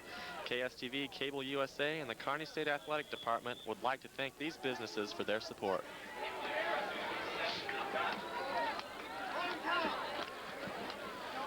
First and 15 for Kearney State. Ball on the 29-yard line. 47 seconds left to go. Kind of surprised Morris isn't taking a timeout or two in here. I can't believe it. A lot of time going off the clock. I mean, I don't know what they're waiting for. Mosley with the carry. He gained about 4 yards. Maybe they think they're going to get the ball back and then use it on offense. I don't know, but a timeout was called there by Morris. They finally had to use him. They should have used him about a minute ago at least.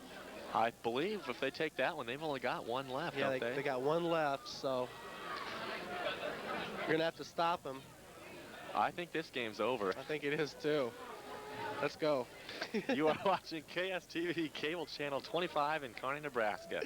This broadcast is produced by students in the broadcasting department at Kearney State College. Well, Kearney State, it looks like they're going to finish the year 6-5, and it looks like Minnesota Morris is going to finish at 4-6. A disappointing loss for Morris, but hey, on our part, Kearney State played just well enough to win, and you got to like the effort they've shown today. They really did. Kearney State, first was baffled. They were dazed and confused pretty much in the first half. They were trailing at halftime 14-7. Morris, I said earlier in the show that Morris had to feel good about going into halftime down by a point. They end up going up by a touchdown, so they really, it's probably a moral victory for the University of Minnesota Morris, I would think, because I don't think the people thought they were going to have a chance to win today, and they came down here and played a real good football game. They've got a good team. They've got those key players that carry the load for them, and they're good enough players to be able to do that. They kept them in the ball game the whole game long. Only 34 seconds left, though, now. Minnesota Morris down to one timeout. Looks like Kearney State's got this one wrapped up. Yep. Second down and 12, ball on the 32-yard line. They may just go back and just sit on it. High formation, Banks split out to the right side. What a game he's had today. And they just give to Shohan right up the middle, let the big guy go. He gets up to about the 36-yard line. Morris takes their last timeout. Wattenhofer again on the play for Minnesota Morris. I like that guy. He's always around the ball. Yeah. And boy, what a game that Magnuson has had for Morris. What an exciting player he is. He'll be back next year. He'll be something to watch. Yeah, he's just a junior, so next year I'm sure they're looking for big things from him.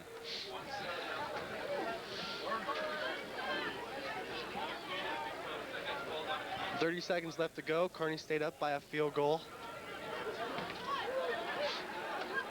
See the whole offensive team coming over now, talk with the coaching staff. Yeah. Don't want to make any stupid errors right now because that's the only way you can lose this game. Well, we've got to hold him here, and after they hold him, if they do hold him here, the clock will stop. We're going to line up for a punt. So they could get the ball back on a punt.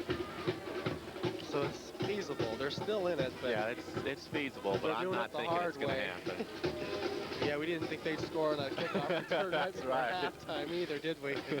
We didn't think a lot of things could happen today.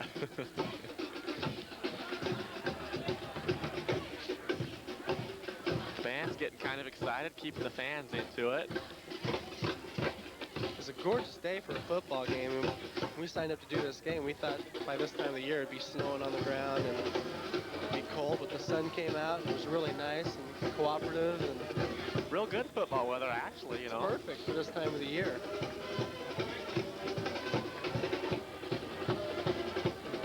Third and 8 for Kearney State. Looks like they're in their very conservative set. They got Chuck Mosley clear off there.